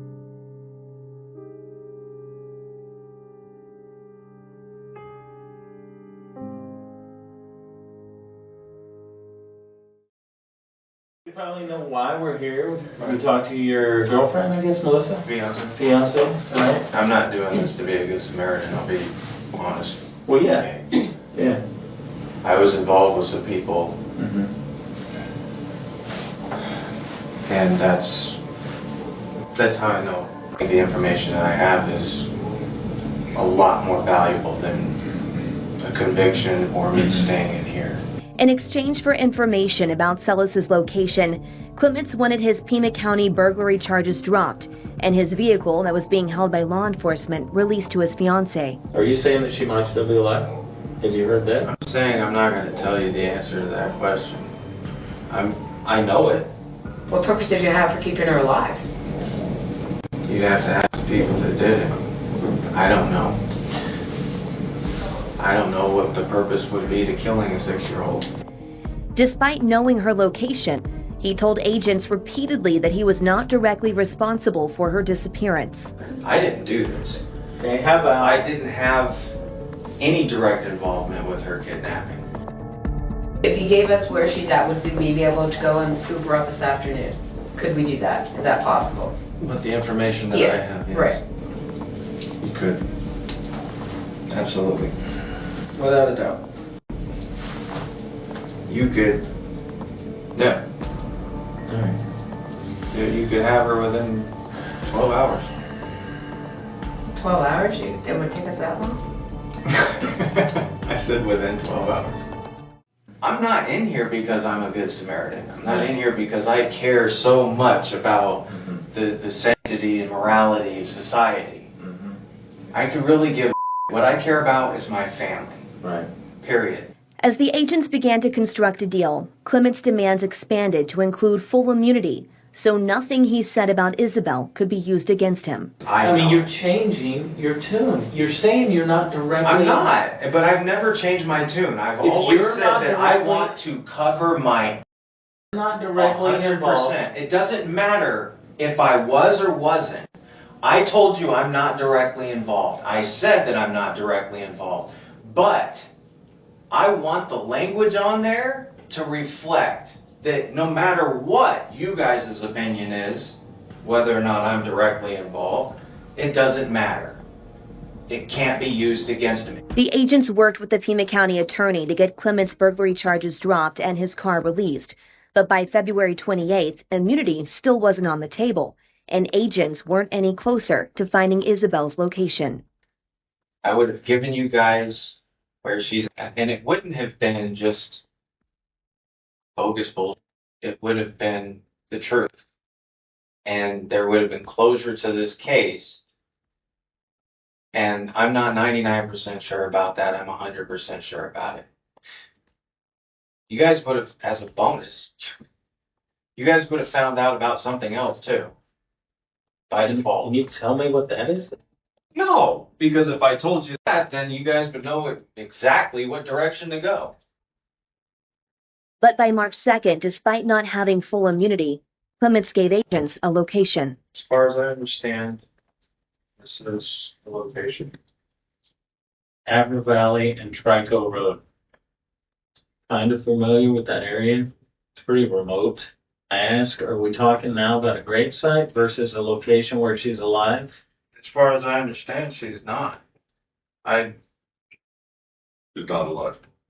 As far as I understand. I mean, last time we talked to him, he said he knew firsthand, and he did say she was alive. I don't know anything about When I walked out, I was saying she's not.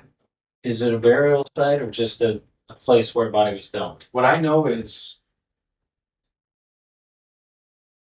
that's where. That's 100%. That's the area. Yeah. You said when we find the location, it's going to tell us a whole bunch more. I can't see where a location in the middle of the desert is going to tell us anything. Can I answer that? No. According to these transcripts, we know what happened after that conversation. Clements led agents to the middle of the desert, to that remote area near Trico Road and Avra Valley Road. Not too far from where the dirt road forks, law enforcement found human remains under a mesquite tree. Saturday morning, April 21st, 2012. Isabel Celis was just 6 years old when her father, Sergio, realized she was not in her bedroom. He called police right away. Officers searched a 3-mile radius around the Celis home on East 12th Street near Broadway and Craycroft, and that search went on for weeks without any luck. We're still looking for you, baby, and don't give up. We're still out here looking. Don't give up. We haven't given up, so we hope that she never does either. On June 6, 2014, just over 2 years after Isabel Celis went missing, and not far from the Celis home, 13-year-old Maribel Gonzalez went missing. At first, she was reported as a runaway, but just days later, Maribel's body was found in the desert near Avra Valley Road and Trico Road. On October 17th of 2014, an autopsy report revealed Maribel Gonzalez was murdered, and her killer was still on the loose. Some evilness took her away from us. A family that loved her so much, a lot of friends that loved her so much. You know, and this evilness is still out there. According to the court record, Christopher Clements' girlfriend told the FBI that Clements knew where to find Isabel Celis. The document says in March of 2017, Clements rode with investigators and led them to the girl's remains. He said he did not kidnap or kill the girl, but would not say how he knew where to find her. According to the document, during that search, they walked right by where Maribel Gonzalez was found. The 13-year-old was murdered in June of 2014. The record also says sheriff's detectives do have DNA evidence linking Clements to Gonzalez. Clements, a registered sex offender and career criminal, and the documents exposing items from his computer, including Google searches like Isabel Celis, Arizona cold cases, and body found in the desert. His computer also containing hundreds of images of child pornography, many of which Clements appeared to have taken himself. So I'll be straight with you. We're not here to play games. I'm not going to play games. Don't start saying that. Then you're off to a bad start already. Why is that? Because you're lying. What games do you think it is that we're trying to play? Come on, man. I've been in the system now for a year and a half. That's all you guys do is play games. You lie. I go on and on. Okay, well... So what do you want? It's been a long road since you started talking to people about this case. February 2017. We're coming back to talk to you because we're trying to understand how this thing started. How what thing started? Well, the little girl got taken from her house and killed, right? We're trying to figure out how that started. What led up to that happening? What led up to that house being identified in the first place?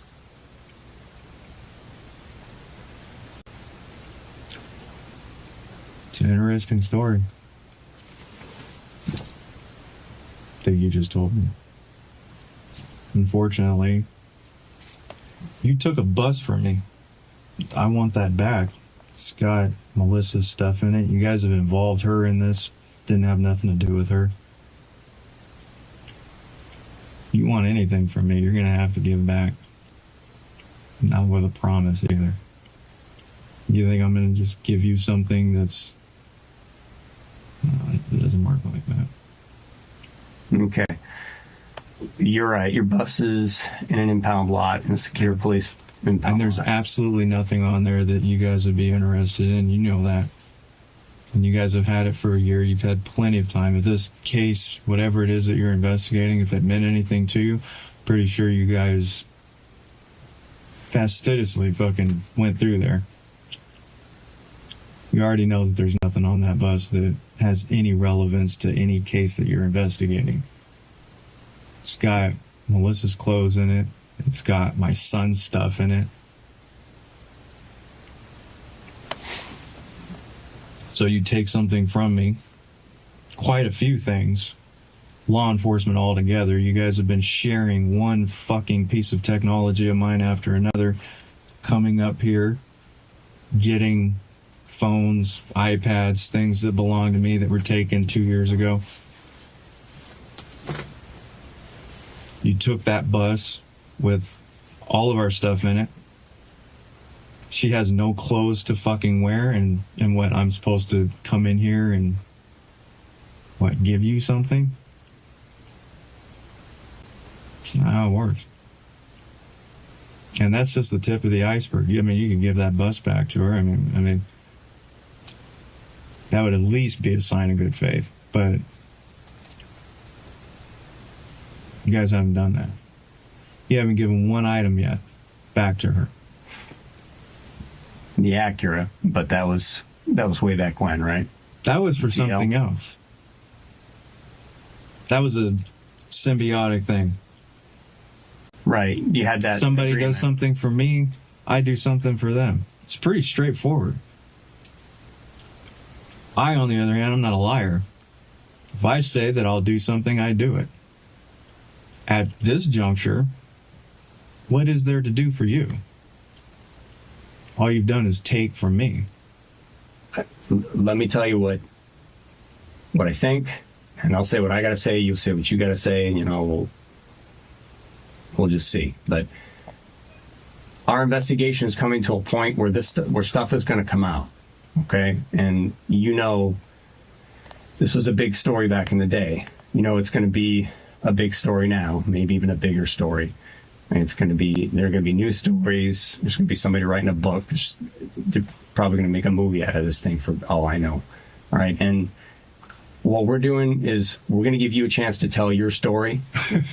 I'm serious, because somebody else is going to tell it for you, right? and they're probably going to jack it up.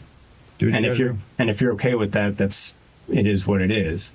But there's a story to be told. So who's going to tell it?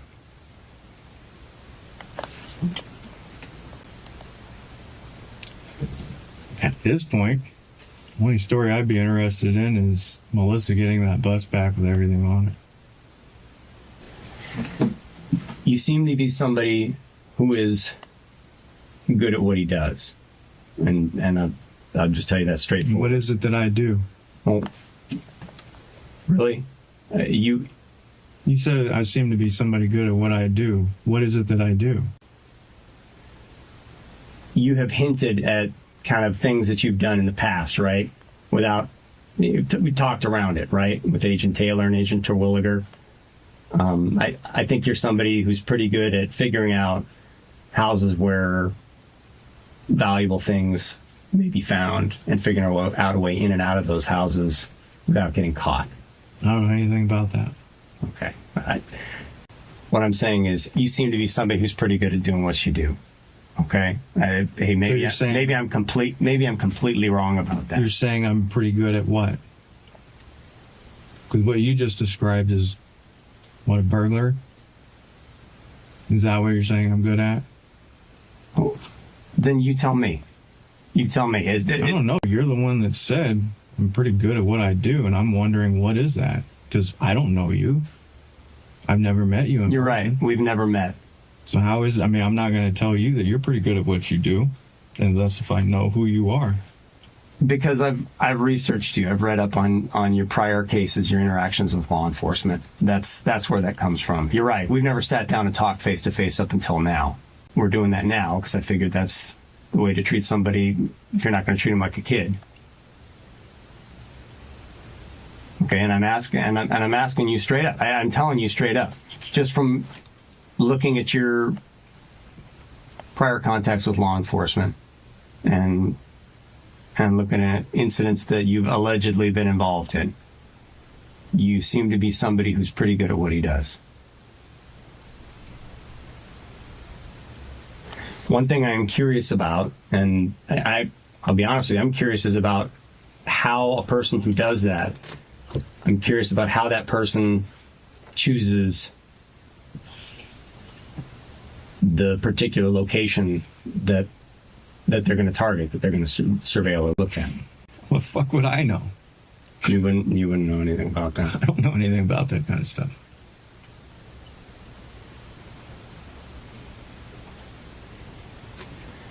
Well, listen, it's up to you, man. Like I said, you don't have to talk to us. You want to talk to us about this? You know what it is we want to talk about. I'm curious as to how your radar in the first place. I'm curious how that came about. I'm curious. Are you making an accusation to me? I asked you a question.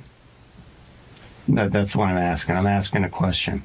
You asked me something about how somebody's house comes up on my radar. Correct. You just made a comment before about I'm good at what I do. You're right.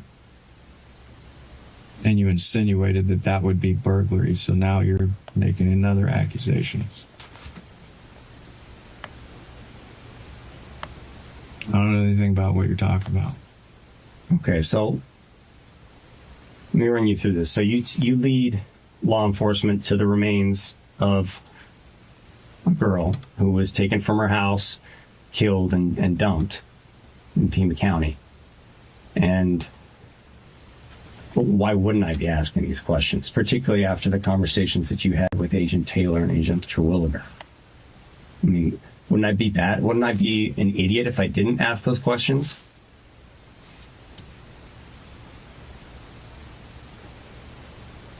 It's a matter of opinion, I guess. Given that set of circumstances, why wouldn't I ask those questions, right? You can ask them. Because somebody, well, ask them. What's that? You've asked them. I have. So how did the house come up on the radar? You can continue asking them. I have no idea what you're talking about. Do you want to talk to me about your My Secret Apps application on any of those devices? Do I want to talk to you about that? Yeah. About something that was on what? The device is taken from Elida. I'm willing to listen. Okay, so here's what's not going to happen, because I don't have it here. I don't have the boxes and boxes that comprise this case file here. I'm not going to lay my case out for you. Say, look, Chris, let me tell you what I've got. I'm not going to, I'd be stupid, right? Well, you said, hey, I'm here to talk to you about what's going on, and I want to hear your side of the story. You're right. Well, you're not going to hear any story, because I have absolutely no idea what you're talking about. Okay.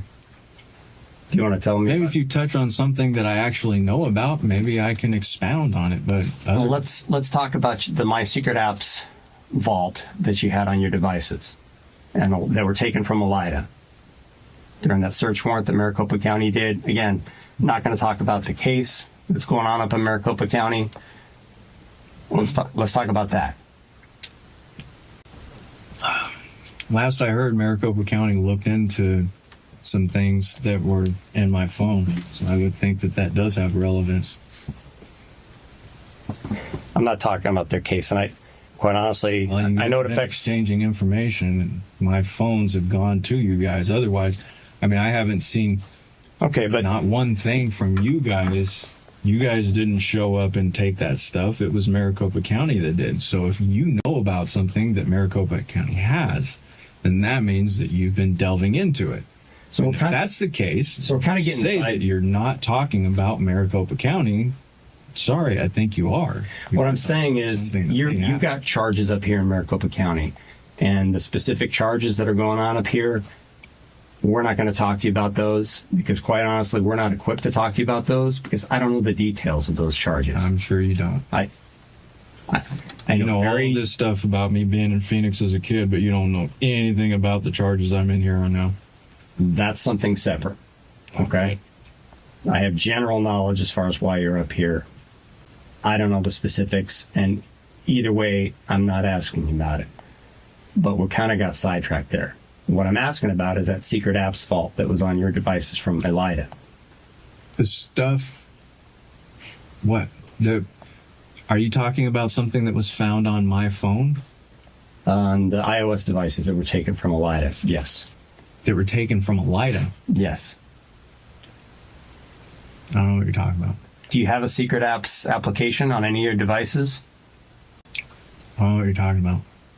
That's not a no, Chris. I don't know what you're talking about.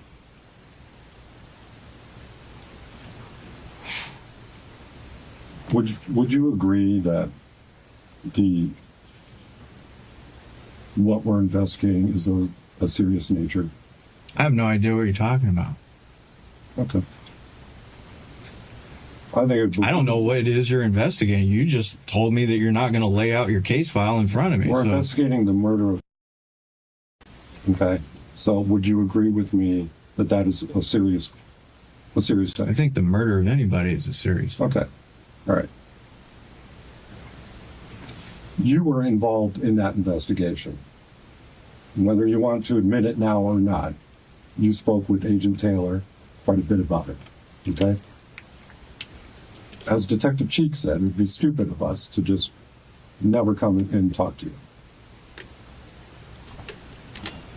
Would you agree with that? I mean, no, there's... Yeah, Chris is... That's a matter of opinion. Chris is in Maricopa. Let's just let him sit up there. Let's not talk to him about it. I mean, it's going to be done. Let's send the Maricopa County Attorney's Office into a cell and take everything from them, and then meet those guys down in Casa Grande and commit an atrocious breach of legal fucking... They served a search warrant for us. Yeah. And you guys breached, you guys committed a crime as well, and I think you guys are well aware of that. You gave that stuff to a special master, and that special master said that you guys cannot have that, and you guys ended up giving it back.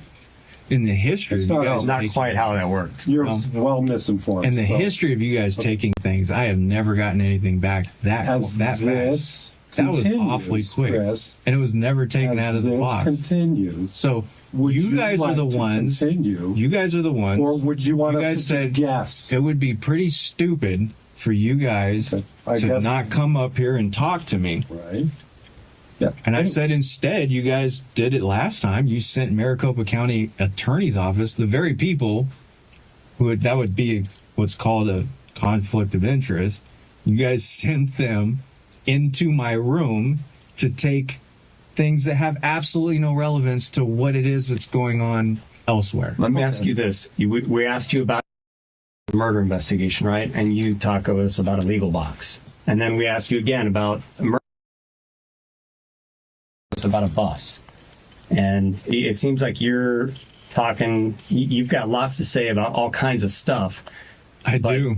I've been sitting in a cell for a long time. Okay. Well, I have a lot of things to talk about. I got you. You mentioned things that I have absolutely no idea about, and you want me to expound on something I don't know about? Hold on. Either you lied to Agent Taylor, like total bullshit lied, or you do have an idea about that. The FBI agents that you talked to at length, like for hours and hours, February, March, and April. You know he knows it. Yeah, you know their names. You're the one sitting there playing games, Chris. We're giving you the opportunity because the case is continuing. It's either you want to take the opportunity or you don't. It's plain. It's as simple as that.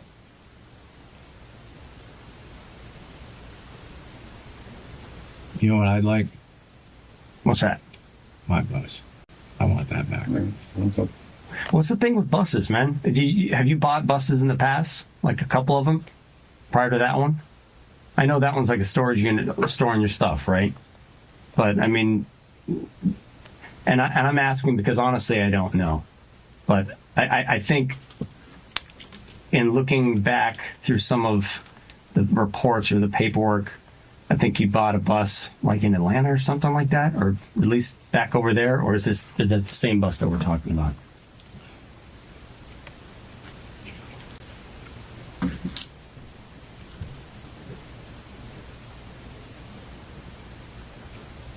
See, now I feel like I pissed you off, and I'm asking you about a bus. You wanted to talk about the bus. I figured I'd love to talk about the bus that has Melissa's stuff on it. That bus belongs to me. I gotcha. I got that. Well, I'll tell you what. Do you want to talk to us about the murder investigation that we're here to talk to you about? I've never murdered anybody, so I have absolutely no idea what you're talking about. Well, I will tell you the fact that you've led law enforcement to the remains of a murdered 6-year-old girl. A lot of people would disagree with that. Looking at it from the outside, not hearing your side of it. And obviously, you don't have to do anything you don't want to do. You're going to do what you want. I'm not fooling myself thinking otherwise. So you're going to either talk about it or not. But understand what we have right now is you leading law enforcement to the remains of a dead girl out in the desert. Nobody else has done that. Just you. So that's what we have. And we're at that point in our case where if you've got something to say as far as maybe an explanation as to how you came to have that knowledge, now would be the time to say it if you want. Like I said, your option. And I'm not going to barter with you about the bus, and this is not let's make a deal because I don't even have the power to do that. Okay? I'm not going to keep. I'm not time coming up here. You're right. We took a lot of time. We took our time. We could have just hauled ass through this. Well, hey, he took us to this body in the desert. What's got to be him? Well, let's put cuffs on him. How quick can we get this case issued? We could have done that. That'd be stupid, right? Instead, we took our time. I asked myself, who is this guy? We did our research. We went back. We reopened the investigation, and we are back at this point now where, again, it's just you. All indicators are we have you taking us to these remains, and that's it. There's no indication anybody else even knew they were up there, man. So, I mean, it's the ball's in your court. If you want to explain that, I'm listening. If you have information to give us about how you came to have this information, I'm listening.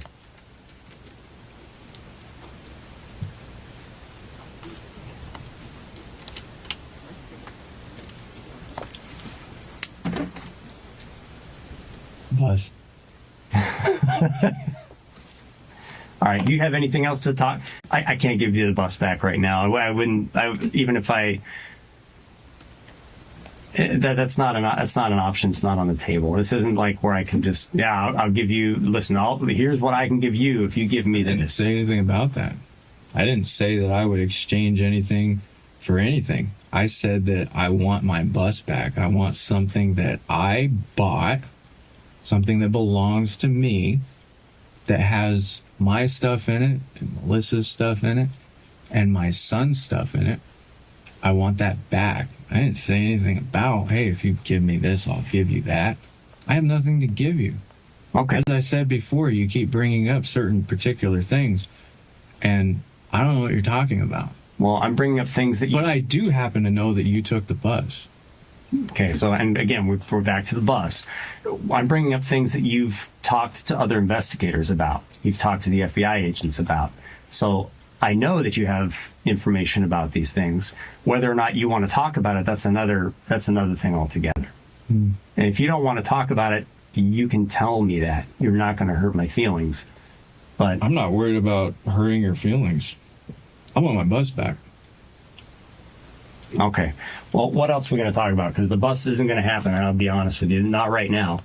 No. Eventually, yeah, if it's so not... why would you call Melissa and tell her we want to talk to you about your stuff, as well as show you some things? Why would you do that? You know damn and well you're not going to give her anything of her stuff back.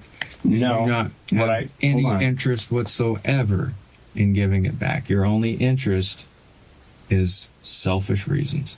So hold on. So to answer that, and I've said a couple times here, I am sure that if the stuff on the bus, and the bus itself, is deemed to be not of evidentiary value, that it's going... Hold on, let me finish. Year and you guys can't figure that out yet?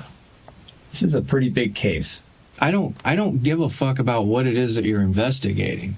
What I care about is that something of mine was taken and I'd like it back. And a year has gone by, and there's things that are blatantly obvious that they have absolutely nothing to do with anything, particularly the whole bus. And what? You're going to sit here and say that I'm not talking to you about that? Of course not. Because everything that you do, you're on this moral crusade, and you're sitting here saying, I have no interest in that. None whatsoever. I can't do anything for you. Well, you sure could when you took the motherfucker. You didn't go out there and say, I can't take this. I can't do anything about that. No, you did something about it. You took a 40-foot bus. And now you're going to sit here and tell me there's nothing I can do about it. But you so desperately want something from me, whatever that might be. Well, I don't know how you're willing to drive from Tucson to Phoenix for this? I want to make sure you finish. How come you didn't drive from Tucson to Phoenix to search my cell? Answer me that. You want to have a conversation, how come you guys didn't drive up here for that? Well, conversation involves me asking you a question, you answering, you asking me a question, me answering. So far, your answer has been bus, right? That's not a conversation. Second of all, I want to address that thing with the bus, because you're pretty pissed off about the bus. I'm picking that up, okay? We get a search warrant to search that bus, to tow that bus, to search that bus, 40-foot bus, right? We keep that in a secure police impound yard so that we can facilitate that search. That's part of this case. You're pissed off because somebody took something from you. I get that. I hear what you're saying, okay? Well, her parents and killed her and put her in the desert. So if I'm going to look at priority-wise and figure out what am I going to try to remedy first, I think that the child murder is probably going to take priority rather than me making sure that this bus that is in a secure facility and is not in danger of anything being lost or anything like that gets returned to the right. Anything being lost?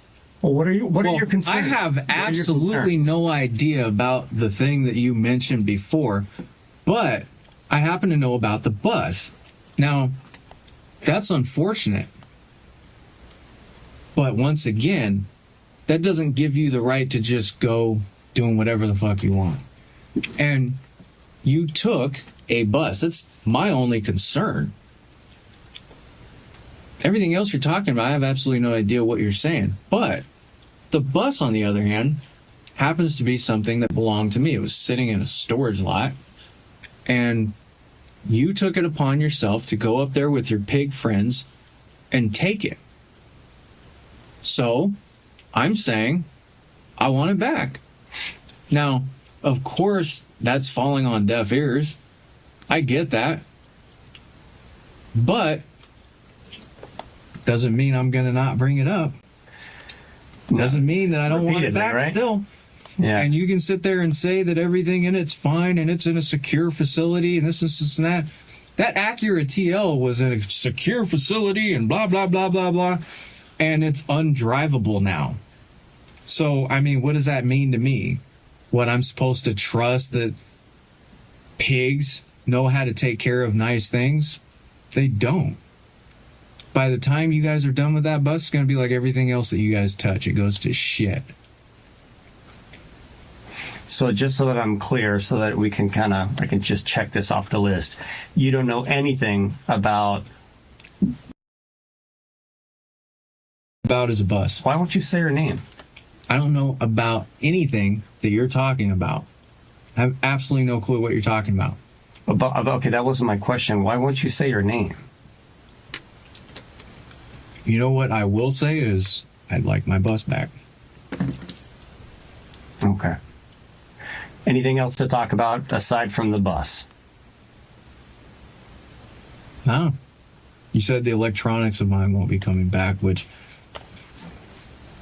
No, not anytime soon. No. Anything else? No. You got anything? Do you have any questions aside from the whole bus topic, which I think we've kind of covered at length here? Oh, I don't know. We can talk about what's in the bus. I'd love to ask questions about what's in the bus.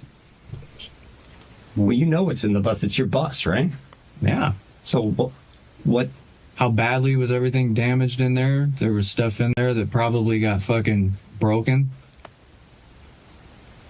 So the abduction and murder world is unfortunate, but what is of real importance here is... Why would I want to sit around and talk about something like that? I don't read the newspaper and say, hey, let's talk about something horrible that happened. Let's just spend our time talking about that. You don't research child deaths on your computers that we took from Elida? I did a little bit of research, right? What? Are you making an accusation? No, it was a question. Asking a question? It was a question. It was a question I'm not going to answer because I have absolutely no idea what you're talking about. You know what a child death is, right? If you show me in person that, hey, this is... kind of answered it, but so we can skip it. Answered what? Yeah, we're past that. So is there anything else that you want to talk about other than the bus and its contents? You're the one that came to me. You're right. I didn't call you guys up and say, hey, there's some shit I want to talk to you about. No, you didn't. So we've given you the opportunity. Any questions for us? Nope. No. Okay. You got anything? Okay. I'll probably let you finish your water and they'll get you back. Okay? No, you can go ahead and get me back right now. No, I think they're going to do that. That's on them. But all right? Yeah. Talk to you. See you, Chris. You guys have a splendid day. You do the same, okay? In early 2017, local FBI agents were contacted about an individual by the name of Christopher Clements. They were advised that Clements possibly had information relating to the disappearance of Isabel Celis. The FBI immediately contacted the Tucson Police Department and assisted with the follow-up of that information. On March 3, 2017, after speaking with Clements, Tucson police investigators and FBI agents located human remains in the area of North Trico Road and West Avra Valley Road, which is the same general area where Maribel Gonzalez was located in 2014. The Tucson Police Homicide Unit was then assigned to recover the remains and to continue the investigation. Those remains were tested and positively identified as Isabel Celis. The manner of death was determined to be a homicide. After learning Isabel and Maribel were located in close proximity to one another, the Tucson Police Homicide Unit and Pima County Sheriff's Homicide Unit began working together on the two cases.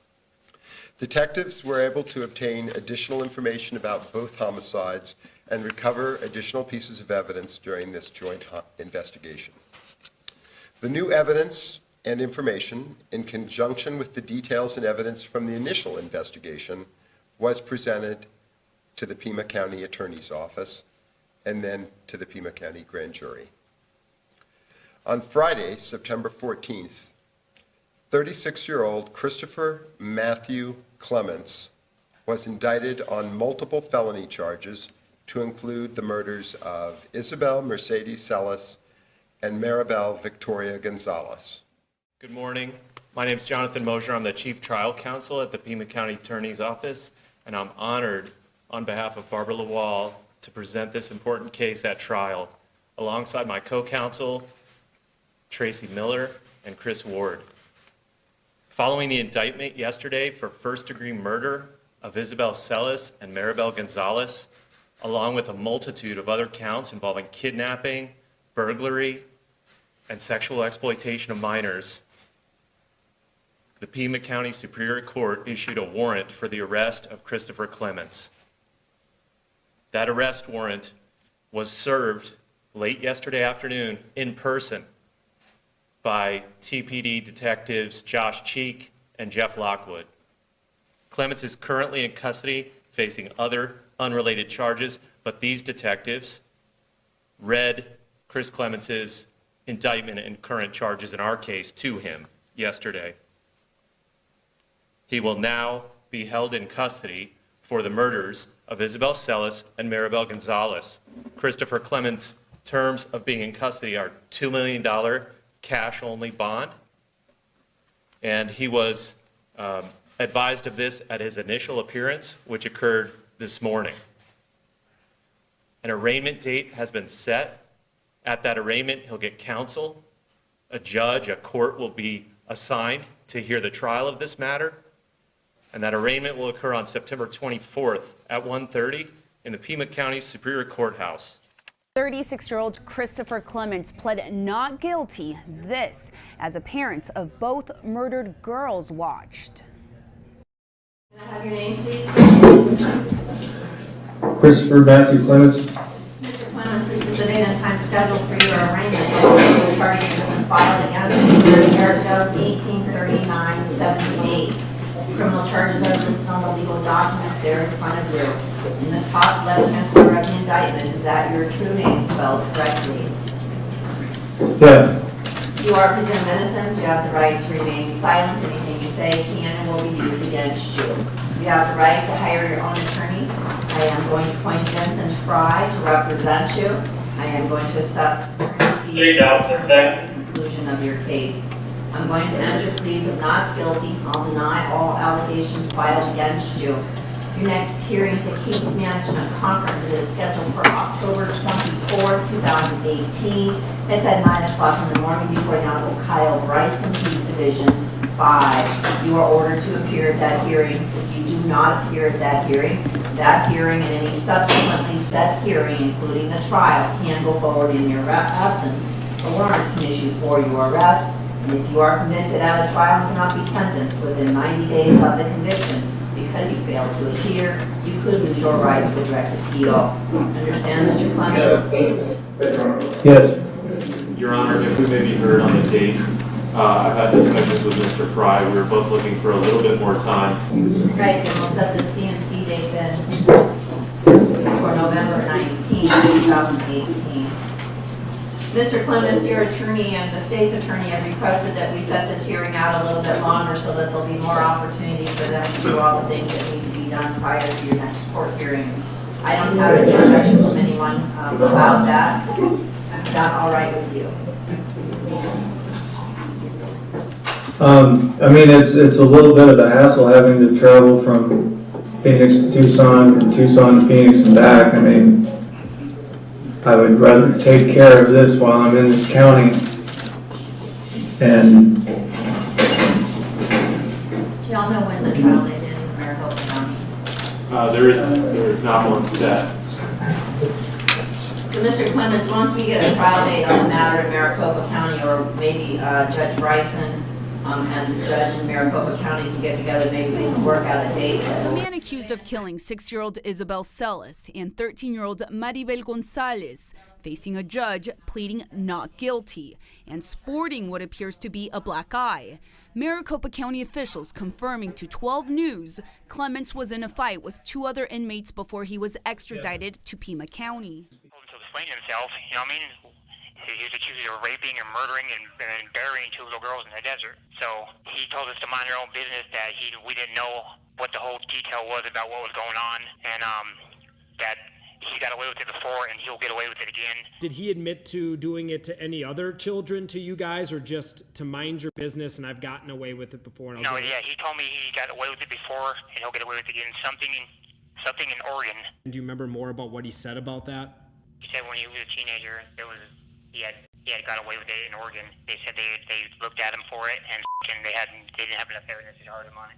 Law enforcement sources tell ABC 15 investigators are actively investigating Clements for specific missing children cases in Oregon, Washington, Florida, and a handful of others in Arizona. Clements has lived in all of those states and has a criminal record in each of them as well. Inmate Brady claims Clements only talked about Oregon to him and his cellmate because they didn't give him any more time to talk after that. They'd heard enough. And me and my cellie assaulted him, beat the out of him. After the fight, when they handcuffed us and put us in the holding tanks, he was screaming out the whole time that nobody can touch him, and nobody, the cops would never be able to pin anything on him, that he'd gotten away with it multiple times before, and he wasn't worried about it at all. So even as they were taking you away from him, he was essentially bragging to you about it? Yeah, the whole time.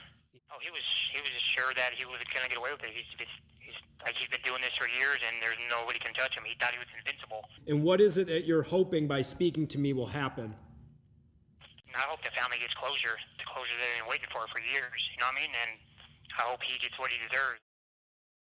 Tonight, a letter of support for a search warrant unsealed. It's shedding light on the case investigators created, tagging Clements as a killer.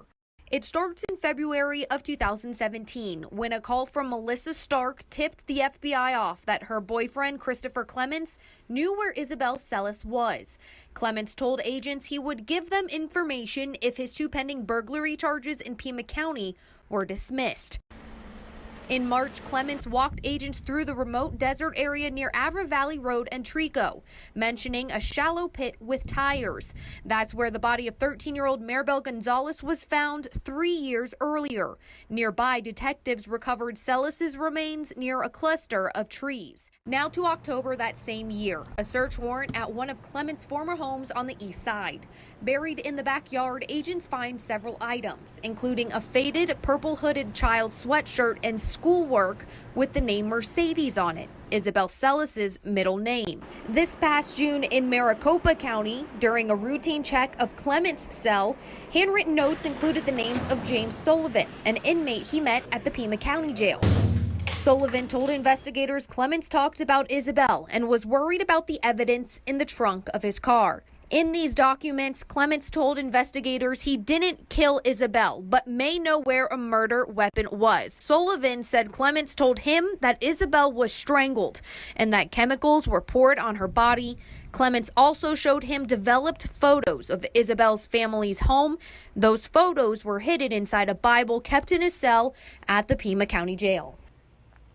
This warrant also includes internet searches made on the computer taken from Clement's former home on the east side. They include terms like Isabel Celis, more than 2 years before Clements led investigators to her remains. Other searches included body found in desert, Arizona cold cases, and trace evidence found on body. There were also 2 searches regarding 2 high-profile murder victims killed in Hawaii in the 1990s and 2000s. One of those was Kawalani Tadeo, a 6-year-old girl who was kidnapped from her home, sexually assaulted, and murdered in 2001. Another search of Dana Ireland autopsy photos. The 23-year-old was riding her bike when she was hit by a car, sexually assaulted, and murdered on Christmas Eve in 1991. Isabel Celis and Maribel Garcia died 2 years apart, but their fates are still tied together. Clements is charged with kidnapping and killing them both. Detectives say a DNA match ties him to Maribel Gonzalez, but a Pima Sheriff's report says some DNA evidence was not processed until 3 years after Maribel's body was found in 2014. In May 2017, a new lead detective on the case decided to review the evidence. He wrote, quote, "I noted several items of evidence that appeared to have not been previously tested by DNA Labs International or any other forensic lab." Investigators say of the 6 samples found, 1 did find DNA on Maribel Gonzalez from Christopher Clements. As Christopher Clements led investigators to Isabel Celis' remains, he said he did not kill her. He blamed other criminals for that, but he said he did pour bleach on her remains to repel animals. But police reports cite other evidence to explain how Isabel Celis may have attracted Clements' attention. He made a business of buying, fixing, and selling Hondas and Acuras. Police say he went to the Celis house at least twice, asking to buy an old Acura there. Police say he made 4 short phone calls to a Celis family phone, and detective reports say Clements' phone locked onto a cell tower near the Celis house the day Isabel disappeared, and soon after locked onto a cell tower near the Avra Valley site where she was found many years later. The reports also say the day after Isabel Celis disappeared, Christopher Clements got a new phone and a new phone number. Detectives try to link Christopher Clements to the murder of 13-year-old Maribel Gonzalez. In the summer of 2017, detectives ask Clements if he's seen Gonzalez before. Clements responds, quote, "I can't answer that question. I mean, maybe I have, maybe I haven't.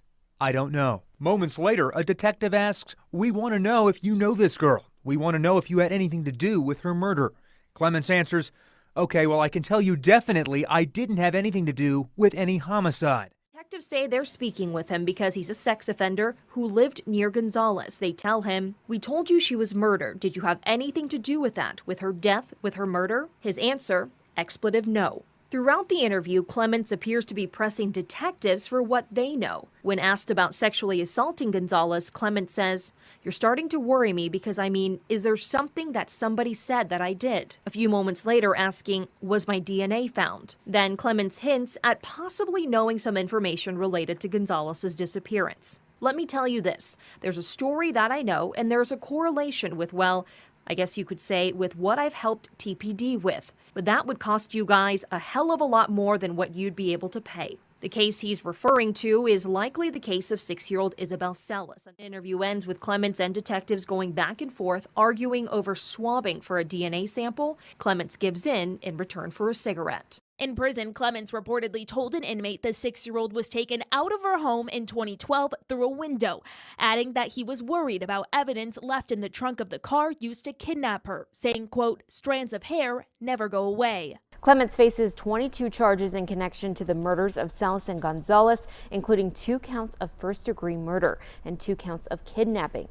Maribel Gonzalez's story starts 6 months before she went missing. Her mother, Valerie Kalanji, was the victim of a brutal 2014 New Year's attack in which 2 other people were killed. We spoke with Maribel about the attack on her mother just months after it happened and just months before she would go missing herself. I love her. I'm just happy that she's alive. It feels good to have people support my mom. On June 3rd of 2014, Maribel left the apartment where she lived with her mother to walk to a friend's house. When her mother woke up later that night, Maribel still was not home, unusual for her daughter. 3 days later, officials found Maribel's body in the desert, 35 miles away from her home. Kalonji spoke to us just last year about the case, at that point still unsolved. She tells us she remembers seeing her daughter's body for the first time while watching the news. I put the news on, and they said they found a body with a tattoo, little tattoo. And I saw the tattoo, and I basically fell to the floor and screaming, and I didn't want to believe it. A passerby found Maribel Gonzalez's body in a remote part of Avra Valley west of I-10. In court, an expert who learned how to track cell phones during years of police work told jurors what Clement's cell phone reveals. The day Maribel Gonzalez disappeared, Ray showed Clement's phone generally moving around Midtown. In previous testimony, Clement's now ex-girlfriend, Melissa Stark, described Clements leaving the house after an argument, returning about midnight, demanding bleach, taking her car to go get bleach, returning, then getting back in his car and disappearing until early morning. Stark said he was worried that she might have looked in his car trunk while he was shopping for the bleach. Cell phone expert Cy Ray says a little after midnight, his data shows Clement's phone on the move again, eventually headed north-northwest, possibly up I-10. Then the movement slows down about 12:45 or so, while the phone was connected to a cell tower that covered the part of Avra Valley where the body was found. 8 years after they lost their teenage daughter, Maribel Gonzalez's family walking out of court Friday with the verdict they'd hoped and prayed for. Christopher Clements was sentenced to life in prison for the death of 13-year-old Maribel Gonzalez. Their loss is a very hard thing for me because that was one of the closest people to me. We miss her a lot. Her laughter, just being with her all the time. In the Celis case, the first trial in 2023 ended in a mistrial. 11 jurors to convict, 1 to acquit. In a second attempt to send Christopher Clements to prison in the kidnapping and killing of 6-year-old Isabel Celis. Prosecutors say on the night Isabel Celis disappeared, cell phone tracking put Clement's phone near where the remains were. They also described a secret locked folder on his iPad that showed collections of young girls and evidence that he had searched for the term Isabel Celis sexy and the term trace evidence on body. Police say they discovered this photo on one of Christopher Clements' devices taken from his Tucson home. The Pima County Attorney's Office argues this child bears a striking resemblance to Isabel Celis. Isabel's mother, Rebecca, told police she braided Isabel's hair after her bath the night before she disappeared. Prosecutors say this photo depicts a young female with dark textured hair consistent with having been braided. Investigators showed the photo to Isabel's parents, and according to court documents, Rebecca told police she thought the girl in the picture looked like Isabel, but she couldn't be sure because the quality of the image was so poor. But the defense says this isn't a young girl at all. It's a happy, smiling 1 to 2-year-old child underneath a blanket. Clements and his fiancée Melissa have a child together, so investigators took this photo to Melissa and asked if it was her son. When Melissa saw the photo, investigators say she, quote, started shaking. Prosecutors argue that what she did not do is identify the child as her own. After 12 long, emotional years, a bit of closure in the kidnapping and killing of a 6-year-old girl. Today, a jury found Christopher Clements guilty on all counts in the disappearance and murder of Isabel Celis. Everybody ready? Yes. Here we go. We're hearing the matter of State versus Christopher Clements, cause number CR 2018-3978. Counsel, please announce your presence. Tracy Miller and Chris Ward appearing on behalf of the state. Judge, the victims are present this morning and they are going to want to address the court for sentencing. Very well. Good morning. Good morning, Your Honor. Eric Kessler and Jody Roberto for Mr. Clements, who's present in custody. Good morning. All right, this is a time set for sentencing. Is there any legal reason we cannot proceed, counsel? No, Your Honor. Very well. Tell me your name, please. Christopher Clements. What's your date of birth? 23/82. You had any drugs, medication, or alcohol in the last 24 hours or anything that might make it difficult for you to understand the nature of these proceedings? No. Very well. Today is the day for sentencing. What's going to happen is the state will go first.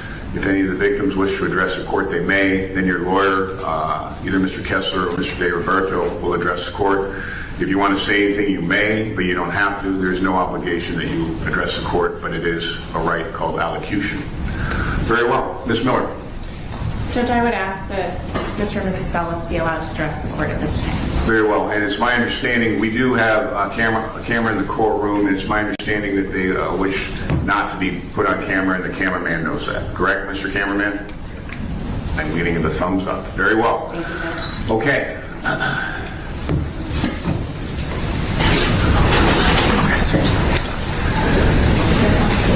Where are you more comfortable, Mrs. Celis? You more comfortable over there? Not being up at the podium, it can be daunting. So if you want to stay over there, yeah, why don't you? That's fine. Good morning. Good morning. What is it you'd like me to know? And you know what? We have all day, just so you know, and literally we have all day. I have nothing else on my calendar. You take your time. If you want to take a break, we'll adjourn and come back, all right? Yep. All right? Okay. The actions of this man have caused so much pain and suffering to so many children and families, including my daughter, Isabel, my boys, my husband, me, and our families and friends. Isabel's favorite place in the world was home, and he ruined that for her brothers, for us, her parents. We could never see that place as home again. He took Isabel's childhood away from her, along with my boy's childhood. His actions caused so many events of anguish, heartache, accusations, scornfulness towards my family that we had to endure. His actions took Isabel from her brothers. He took away a beautiful life presence. We will never get to see her grow into a beautiful woman. To watch her grow up, graduate high school, go to college, get married, and all the things we will never get to do with her. Christopher took her and killed her. In my opinion, Christopher has no remorse, no feelings for his actions. He has hurt countless children and families, including Isabel, Maribel, my boys, my family. His punishment should be natural life and no parole. The problem is he will do everything to cheat the system through appeals to get away with all his crimes, and maybe one day he will succeed. My solace is knowing in the Bible there is a verse in Matthew. If anyone abuses or hurts one of these little children, these little ones who believe in me, it would be better for him to have a heavy boulder tied around his neck and be hurled into the deepest sea than to face the punishment he deserves. The Bible speaks of God's wrath, and it has been shown to be great. He has hurt many, many little ones, including my baby girl, Isabel. Punishment in this world will never be enough for the amount of pain and suffering he has caused. God, karma, Mother Earth, whatever you believe in, all of this has a way of making things right that no one can escape. Christopher Clemens should get natural life to have time to process God's wrath that is unescapable. Thank you, Ms. Celis. She'd be proud of you. Mr. Celis, good morning. Good morning. Ready to go? If you need a break, we can do the same thing. The same offer I made to your wife. Your Honor, when the prosecution brought to us the death penalty that was on the table initially in this case, they asked us how we felt about that.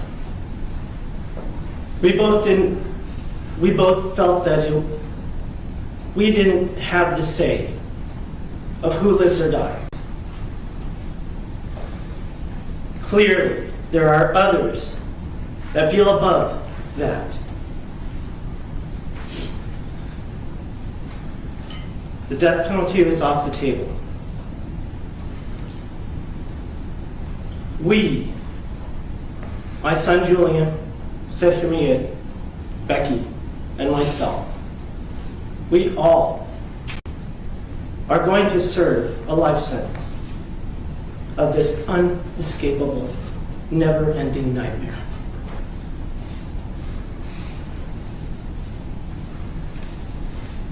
Myself, until the day I die, I will feel responsible for not doing my job and protecting my little girl from the evil that lurked outside her window. Please hear my wife's words. Let justice prevail, Judge.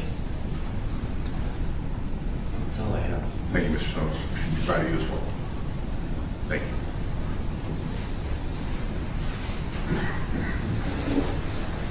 Okay. Ms. Miller, state's position. Thank you, Judge.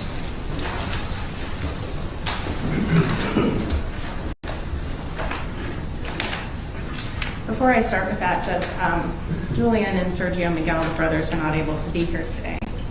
As part of this case, back in the very early days, Julian Celis wrote a letter to his little sister, and they've asked that I share that with you to give you some perspective on what this 10-year-old boy was experiencing at the time that his sister was abducted. Dear Isabel, I love you. Can I interrupt for 1 minute? Yes. I have a copy up for you. Oh, did you get the copy of Julian's? No, but go ahead and read it. But it's a tough read, Ms. Miller. And if you want to bail out. Judge, I think for Julian and the family, I will get through this if Your Honor's okay with Absolutely. reading it. Dear Isabel, I love you with all my heart. I really miss you, and I want you to come home to us. I'm really sorry for being mean to you. I want you to come home so that I can treat you with more respect and more kindness. I wish that this never happened. I miss you being kind to me. I now know that when you were very nice to me, but I was mean to you, that was not fair. I wish I could tell you how sorry I am to you. I love that you loved me very much. I'm very sorry that I acted like I didn't even love you. I wish that this never happened to you, because now that you left, I've been wanting to go look for you when I found out that you were kidnapped. I cried so much. I am very sorry that this happened to you. I'm hoping that we find you soon, because I miss you very much. I wish that you were home right now. Whoever took you, have mercy on him or her. I hope you come home safe. By the time you come home, I will cry very much. I will be very happy. I will cry so much because you come home. I will hug you, make sure that nobody comes and takes you again. This person that took you hopefully gets in big trouble. I love you with all my heart.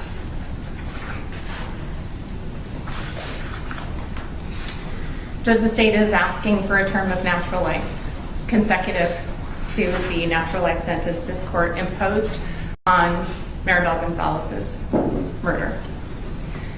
You have this defendant's criminal history, which is detailed in the pre-sentence report. I will say, and I know that probation is busier than I've ever seen them, Judge. And I know the PSR notes that they were not able to get a hold of the advocates or reach the Celis family. For the record, and Your Honor knows, they are here all the time. They've sat through 2 trials. They addressed the court today. Yeah. So just for purposes of the record, I want to make sure that that portion of the PSR is corrected or reflected. You have had a chance to see this defendant's criminal history, not just here, but the many priors that he has for burglaries in Maricopa County. You had additional letters that family and friends submitted to Your Honor to consider and review. What is most prominent in aggravation is the emotional harm that the Celis family endured in this case. April 21st is coming up in just a couple of weeks. I saw something this morning where the sentencing meant closure for this particular case. And perhaps for the community who's watched for the last decade. The abduction, the 5 years that it took before Isabel was found, and the sentencing here today may bring some closure. It is never going to be closure for this family. And you heard Sergio and Becky address you today, her brothers, who've also been here. What was ripped from them what was stolen from them on the morning of April 21st can never be replaced. Whatever sentence you impose for this defendant will never replace Isabel to her family and friends. I don't believe there's any mitigation this defendant can proffer that would outweigh the aggravation, his criminal history, and certainly the emotional impact to the Celis family. But the record in this case, Judge, does reflect something else about Christopher Clements' state of mind and who he is. When we did the suppression motion for his statements and the state asked to introduce his statements, those weren't things that the state introduced at the time of trial. Those statements we elected not to introduce. But in those statements, what we know is that in February, he asked the FBI to come see him in the Pima County Jail. Contained within those statements that are part of the record in this case is him talking with the FBI and leading them to believe in 2017 that Isabel could still be alive. He wouldn't tell them initially whether she was alive or dead. And then the FBI comes back a second time and he outright says that she's alive. All this at a time when he is trying to get something. Burglary charges dismissed, a car back, additional charges in Maricopa County dismissed or dropped. That's when he chose, after 5 years of suffering for the Celis family and friends, he chose to come forward at a time when it was all about him. And then he led the police to believe that she could still be alive in an attempt to speed up the process for him. Not only did his conduct in this case deprive the Celis family of their daughter forever, his actions are unconscionable and horrific.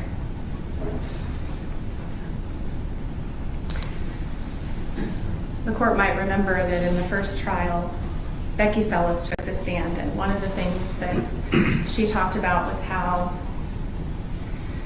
every year in those 5 years that they didn't know where Isa was, they bought birthday presents and Christmas presents. They stayed in that family home and they waited for her with the hopes that she would be alive. The one man who knew that she was dead the morning after he took her waited until there was an opportune time for him.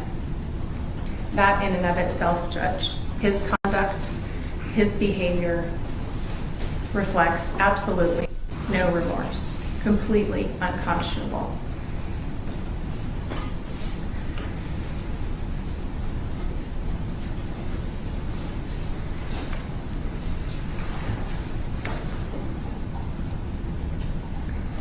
It's difficult to imagine what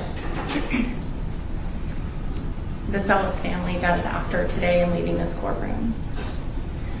But I imagine it looks very much like the life that they've been living since April 21st of 2012. All of the things that they will never get to experience with their daughter, but have every right to. The unimaginable nightmare is something that they'll never wake up from. The person responsible for all of that is Christopher Clements. And we're asking, Your Honor, that he spend the rest of his natural life in prison for Isabel's abduction and murder. We're asking that you impose maximum sentences for both the kidnapping and burglary counts, and that you run that count, the natural life sentence, consecutive to Maribel Gonzalez, which is also consecutive to the 20 years he's serving in Maricopa County. Okay, before I hear from you, ladies and gentlemen, and Mr. and Mrs. Celis and the family and support, Mr. Kessler, I believe, is going to address the court. He's going, I've gotten to know, well, all four of the lawyers pretty well, as you can imagine. And I never had the opportunity to work with Mr. Kessler before this case, and I'm glad I got to know him. He's an honorable guy. He does a hard job. He does it well, and he does it with honor. So, but he's got a job to do, and his job is to advocate for Mr. Clemens. And in doing so, he may say some things that are tough to hear. He may say some things that will anger you. You may start thinking, I hate that guy. Well, he's a terrible man. And that's completely unfair, because he's not. He's a very good man. But that doesn't mean you won't have those emotions. So, I'm going to make you an offer. If you'd like, you can step outside, and I'll hear from Mr. Kessler. And then as soon as he's done, I'll have my bailiff go get you, and you can be present for the balance of the sentencing. The choice is yours, and if you want to stay now, but if it gets a little rough and you want to leave, you won't disturb anything, you won't disturb me or the process. Feel free to get up and leave. And again, my bailiff will come out and get you. The choice is yours. I don't have a lot to say. I have some observations, and maybe the court can find room to consider them in deciding whether to impose a natural versus a so-called regular life sentence. Because of the date of the crime and the nature of the jury's verdict and the count that we received on the homicide conviction, the court does have the legal option to impose a life sentence. I think I would have a tough time disagreeing with Ms. Miller that it has to be, or to suggest that it would be other than consecutive to the Maribel Gonzalez case. I think it has to be. But first, let me tell you this. I've been doing this for, and I want the Celis family to be aware of this as well. I've been practicing for 41 years exclusively in criminal law, and I have pretty much limited my practice to death penalty cases since maybe 1990.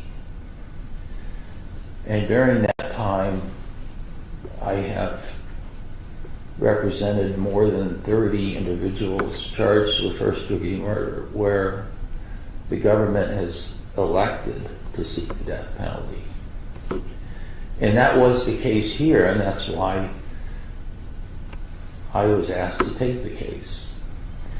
And then was asked to continue after the death penalty was withdrawn. I cannot think of a sadder, more depressing case than this. What happened to Isabel. And I'm sure I'm speaking for the entire defense team.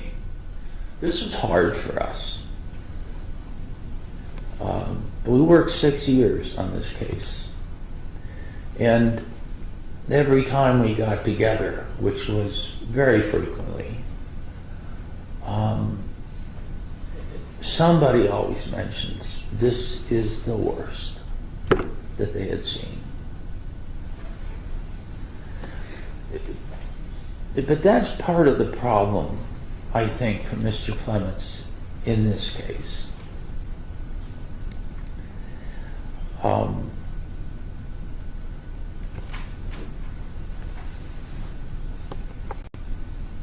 There was an email provided, I believe, to Ms. Miller, who then provided it to the court and to the defense, that actually came from a juror in this case. It was not a bad email. It was rather kind. But what I found interesting was exactly what Mr. DiRoberto and I were concerned about. The juror mentioned that when he or she saw the bones of Isabel, that they became angry. And the way I read that email, and knowing what they were seeing for the first time, because I at one point saw it for the first time in this case, my concern was that there was going to be a verdict based on emotion, and that it didn't matter who was sitting over there for the defense. Mr. Clements' goose was cooked at that point. We had a lot of litigation over the years about venue, and to this day I feel strongly, and this is, you know, an argument to be made at a different level, but I felt strongly that it just, because of human nature, it was unlikely that Mr. Clements was going to have 12 unbiased jurors. Just when Mr. Di Roberto and I finished our presentation of the case, we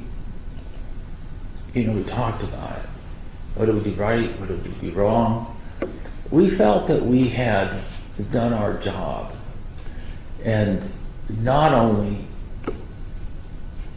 established reasonable doubt, but maybe gone beyond that and actually proven at some burden that Mr. Clements was not the one who was responsible for this.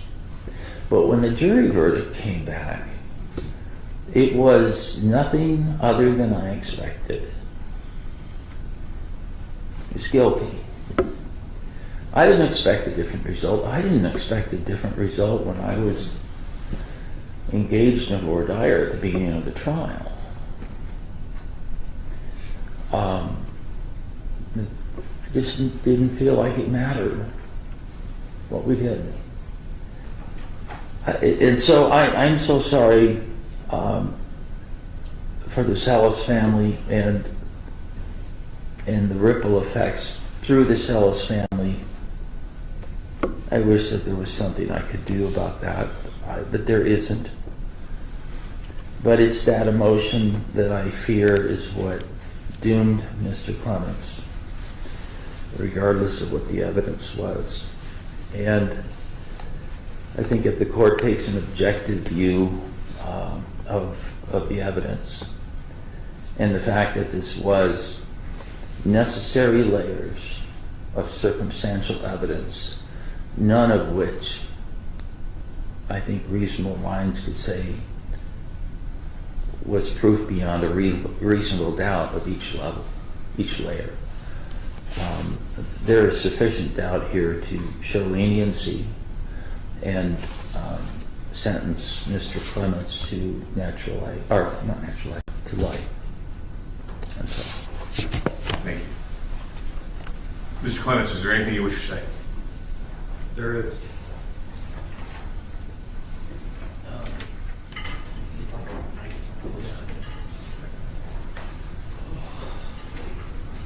Go ahead.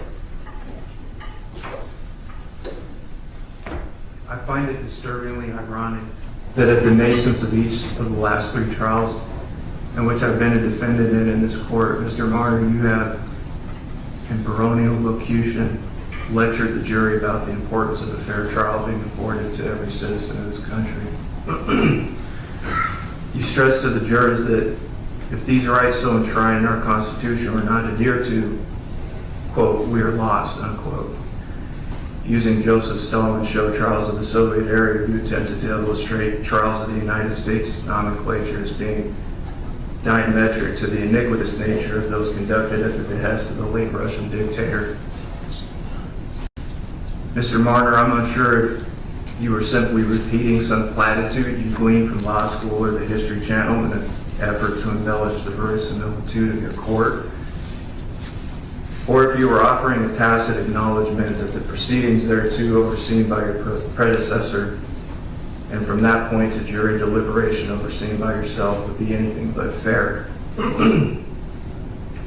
Either way, all 3 trials that I've endured in your court would have no doubt made any Soviet chairman of the Council of People's Commissars proud. It's inconceivable how any person with even a semblance of pragmatism or objectivity could call what just happened a fair trial. Mr. Martyr, maybe you believe, like countless others, that a trial is fair so long as it takes place in the United States. Or maybe, also like countless others, you don't practice what you preach and instead embrace the ever-growing ideology that the end justifies the means and all else in between is nothing but ceremony. With alacrity, you saw that these trials took place even though the case was saturated with substantive rulings left by a judge, your predecessor, who was found to be biased by the Judicial Conduct Commission. You denied to even look at these rulings unless, of course, doing so would benefit the prosecution. You denied a change of venue even in light of the fact that this city's collective media had chose to supplant calumny for veracity and propagate guilt into the community's minds long before these trials ever even commenced. And it was you, Mr. Martyr, specious champion of the American citizen's right to a fair trial, that actually had the temerity to commiserate with jurors after a hung jury and inform them of my record and previous conviction begotten in your court. You assured those jurors that I would not be getting out of prison. Your sentiments and bias went from your very mouth to those hung jurors and from them to the media. And the media, our so-called Fourth Estate, didn't hesitate to put what you said to those jurors into print and television as cannon fodder for the next jury. Your actions helped ensure that a guilty verdict in the next trial was all but certain. The trials and the hearings leading up to them are the best examples of confirmation bias I've ever seen. And I've read a lot of books about village hangings carried out by the Crown in the Middle Ages, Hitler's fascist government, Pol Pot and his ruthless Khmer Rouge regime, and yes, Joseph Stalin's purges and show trials. I still maintain my innocence, even if such innocence has never been presumed by anyone in this court or the community in which it operates, other than my attorneys and maybe a few people too afraid to utter such an outre belief. Though this experience has tested my trust in the American justice system, I still believe in this system constructed by our founding fathers. It's not perfect, and those good men knew as much. They knew that injustices and unfairness of courts like King George's and in countries like Spain and France could insidiously make their way onto American soil. It's one of the reasons why we have appeals, Mr. Martyr, because of judges like you.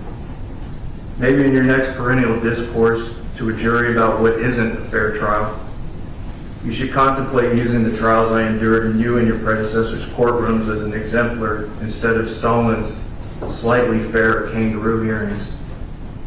In closing, I'll quote your words, Mr. Martyr, words that eerily mirror those of a German journalist who watched in dismay as men in brown shirts lurked toward the newspaper she worked at in Berlin circa 1934. Quote, "We are lost," unquote. Okay. Jeff, did you give Mr. and Mrs. Celis? Mr. Kessler, anything further from the defense? No, Your Honor. Thank you. Okay, I will note the presence of Mr. and Mrs. Celis. Welcome back, folks. All right. Thanks, everybody, for your input. I was thinking about what I was going to say today, believe it or not. And sometimes when I watch these shows and these true crime shows, they'll show the judge giving some speech, and I always thought, not his place, not her place, and it's not my place. My job here is to apply the law, and that's what I'm going to do, without further comment. All right. I find the defendant guilty of count 1, first-degree murder, a class 1 felony in violation of ARS 13-1105, committed on or about April 21 of 2012. I find the defendant guilty of count 2, kidnapping a minor under 15 A dangerous crime against children, a Class 2 felony, non-dangerous, non-repetitive, in violation of ARS Section 13-1304. An defendant guilty of count 3 burglary in the second degree, a Class 3 felony, non-dangerous, non-repetitive, in violation of ARS Section 13-1507, committed on or about the 21st day of April 2012. Court enters a judgment of guilty, same. The court has weighed the information available to it. And Ms. Miller, while I understand your position regarding comments made that weren't presented to the jury but were made during the interview with the FBI agents, I'm not going to consider them for purposes of sentencing. I'm limiting my considerations strictly to the evidence that was admitted to trial and heard by the jury. That being the case, I think everything pales in light of victim impact. Again, not my place to go on, but I think Mr. and Mrs. Celis did a fine job. The record's been made.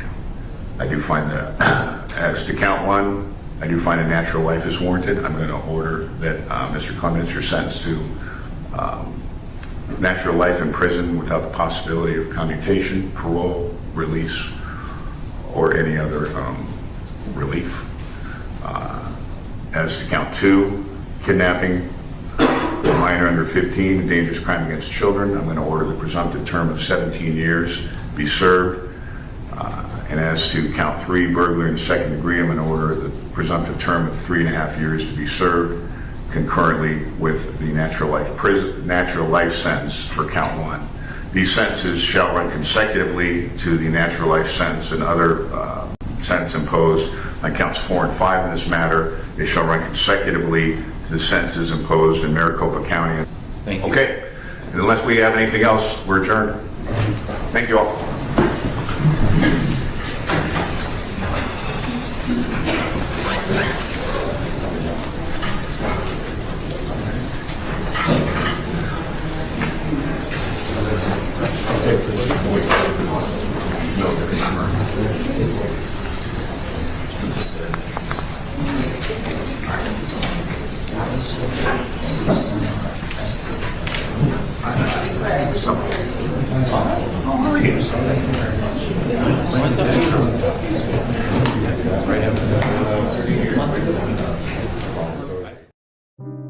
As a mom, that's what's really hard, because they have a life sentence. Their lives will never be the same again. They will never have their daughter. To hear them mention all the things that they're going to miss, her growing up, her getting married, her having a family, is so hard to hear.